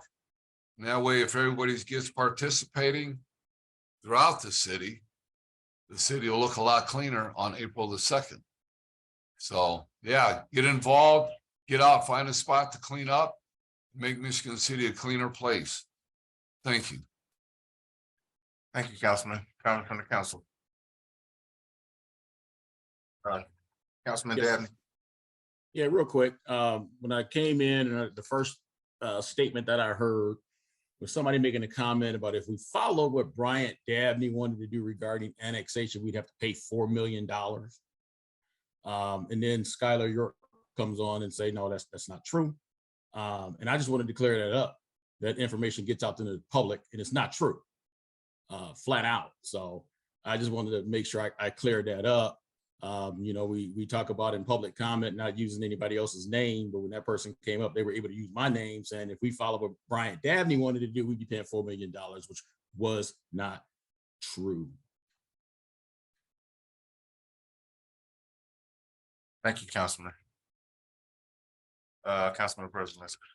Oh, I would like to tell everybody and explain the $100,000 to the council and the public that there was a invoice made out of the controller's office out of fund 2235-114-443-031 capital outlays, streets and sidewalks. That is in the general fund under Board of Works, and it's $100,000. And the caption on the invoice says this purchase order was produced, or excuse me, this is for the Franklin Street two-way conversion project, which I don't agree with anyway, but they were trying to rob that money from sidewalks for our neighborhoods. The second thing I want to get to, and I'll thank Councilman Don Prisbalinski because he was in the discussion at the Board of Works meeting. The second thing I want to get to is this. I want to read something from a city produced questionnaire for the ARP committee. It is to the stormwater department on their priority list. The second thing on their priority list is in 2003, the sanitary district of the Michigan City entered into a contract with DLZ of Indiana, LLC, to prepare a study to separate stormwater from sanitary sewers and to provide storm sewers in areas not now served by storm sewers. In addition to provide storm sewers and storm sewer separation, this report will also address the removal of approximately 100 cubic feet of stormwater per second from the south side sewer that was becoming surcharged at times of heavy rains. This project was entitled the Lafayette Barker Sewer Separation Study. The study area was bound on the north by 11th Street and Michigan Boulevard, on the east by Woodland Ave, and the west by Franklin Street, and on the south by Greenwood Ave. That's a huge area. From Franklin Street to Elm Street and Barker Ave, between Elm Street and Woodland Ave. The results of this study was to install storm sewers throughout the area in 11 separate projects labeled A through K. So it lists all the projects, but my point is this. We had ARP money and not one dime was put towards this. Not one stinking dime. And I'm going to tell you, I said that for a reason, because I'm getting a bunch of complaints from Pearl Street, and the Redevelopment Commission initiated a story to check out the tunnel to nowhere. I think it was a $9 million bond issue to put this huge pipe in the ground. And they did the study and they're waiting for a final report.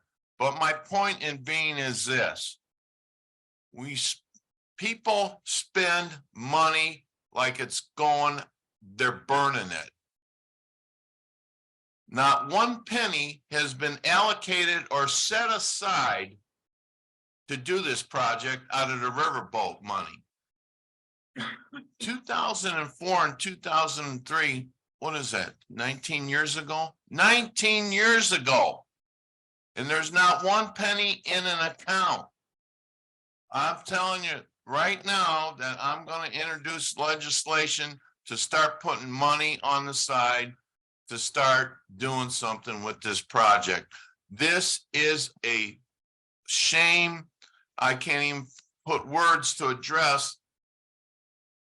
If you don't have a sewer, you know what I'm talking about, okay? That is a fundamental service. And it wasn't just this administration that didn't do anything. It was the previous administration that didn't do anything. This is a plan. They paid money for a study. And as time goes on, we're gonna dig this stuff out. But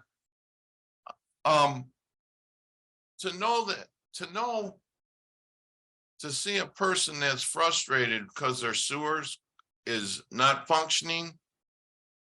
Not only that, the city passed the ordinance, which I investigated something like 10 years ago, that the homeowner has to pay for half of the repair work, even if it's on a city easement. So you go tell that to somebody who's retired. That I can see that you're responsible for on your property. Well, we got a couple people right now on Pearl Street that have problems and we're trying to get them resolved, but we're going to address all this, you know, while just like I said at the Board of Works, through legislation. So thank you. And when people talk about this ARP money and the lit money, is that I want to know what happened in 19 years. Think about it. Just an average of 10 million a year. How much money is that? Even if you just set 2 million aside, you could have done a lateral on every street and start separating these sewers. Thank you. Thank you, Councilman Deitch. Yes, to go back to the green cleanup, Earth Day is April 22nd. So the cleanup and what Councilman Privilinski was talking about is posting from the 1st through the 22nd. So for Earth Day, so that you can participate. And Nora has been doing a good job if you have Facebook, and all they want you to do is post pictures. But on April 8th, the Walker Street Urban Garden, they're having their annual seed swap, and it's a fun event. It's from 10 to 12 p.m. at the library this year. Last year was at the fire training station.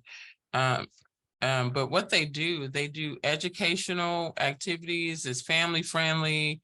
You can do arts. They have arts and crafts. They did nutrition demonstrations. They did all of that. So that's from 10 to 12 because winter came late. So they haven't been able to do a whole lot, but the seed swap is that day. But then this weekend is the beach cleanup at 1 p.m. at Washington Park as well. So the 26th, yes, at 1 p.m. at Washington Park. All right, thank you. That's all I have. Thank you, Councilman. Any other comments from Councilman Dabney? Yeah, just a real quick question. Paul, talks about the sewer, and how long ago did that start, Paul? When that was all brought together, and what happened back then that it didn't get the proper funding to finish? Oh, they got the funding. So what happened? Councilman Dabney, I'm sorry, happened? The other Yeah. administrations didn't follow through on it. There's a, I don't even know, but here's what I will tell you, Councilman Dabney. I'm working on getting all that information together right now. And when I propose this legislation to you, you'll have it all in front of you with a workshop, because people drop the ball on it. We're still paying on the bond issue what is it, $7.4 million. We got a bond out on this pipe. The Michigan City Dark Tunnel. That's what I'll call it. It's scary, It's man. When huge. when It's you talk huge. about it, it's scary. And I was just wondering what the heck happened way back then that it didn't go through. It's scary when you talk about it. It went through. They bored a tunnel underneath 11th Street to come out by A Street. And this thing is huge. We're waiting on the report on how much water this thing can hold. Right. And they're working on an auxiliary plan to use it to get it going. But we still have to have a funding mechanism. And this goes all the way on the east side, all the way down to do this project down by Queen of All Saints. It's a huge area, but the final analysis is this: how much water it will take out of the system that's not going to the plant. So you don't have to do a expansion at the plant. That was the whole thing with this project, is to save money and not take stormwater out of the water they have to process. That was the whole thrust of the project. And as you can tell, I'm in the sewers because I had Jim McCarty taught me a lot about the system. Yeah, and if I could just comment on that, I know one of the big issues why it probably never got started, because it's like a $25 million project, is what I was told. Okay, somewhere in the neighborhood of $25 million. In order to do that, everybody kept talking about a bond issue. Well, nobody wants to put a $25 million bond issue on the whole city to pay for a sewer project that's taking place over here on the east side. So I knew that was one of the issues with the administrations as we moved forward from when this thing was put in way back in 2003. And then, I just call Windabit. I've been on the council 12 years now, so I've been dealing with it for 12 years. But it's always been the financing of the project and putting a bond issue, and nobody wanted to do a bond issue, which is correct, because previously I had mentioned just put 2 million aside, and in 10 years you'll be able to do the project, or in 12 years you'll be able to do the project. But nobody wanted to listen to that. If I may make a quick response, As long as is you that don't the reply. project was funded, Don. The original total estimated cost in 2003 was $15 million. So now you're talking 20 years later on your estimated cost, but the major part was already done with that tunnel. All right, that was the major thrust of the money. So that's already been financed. All we got to do now is to get these laterals rolling. And what is the problem over in that area? They have the laterals running down the street and they collapse. They need to be run in either on the side of the easement or something. And that's what the problem people are having. They're collapsing in the easement. Thank you. Any other comments from the council? Motion to adjourn. Have a good night.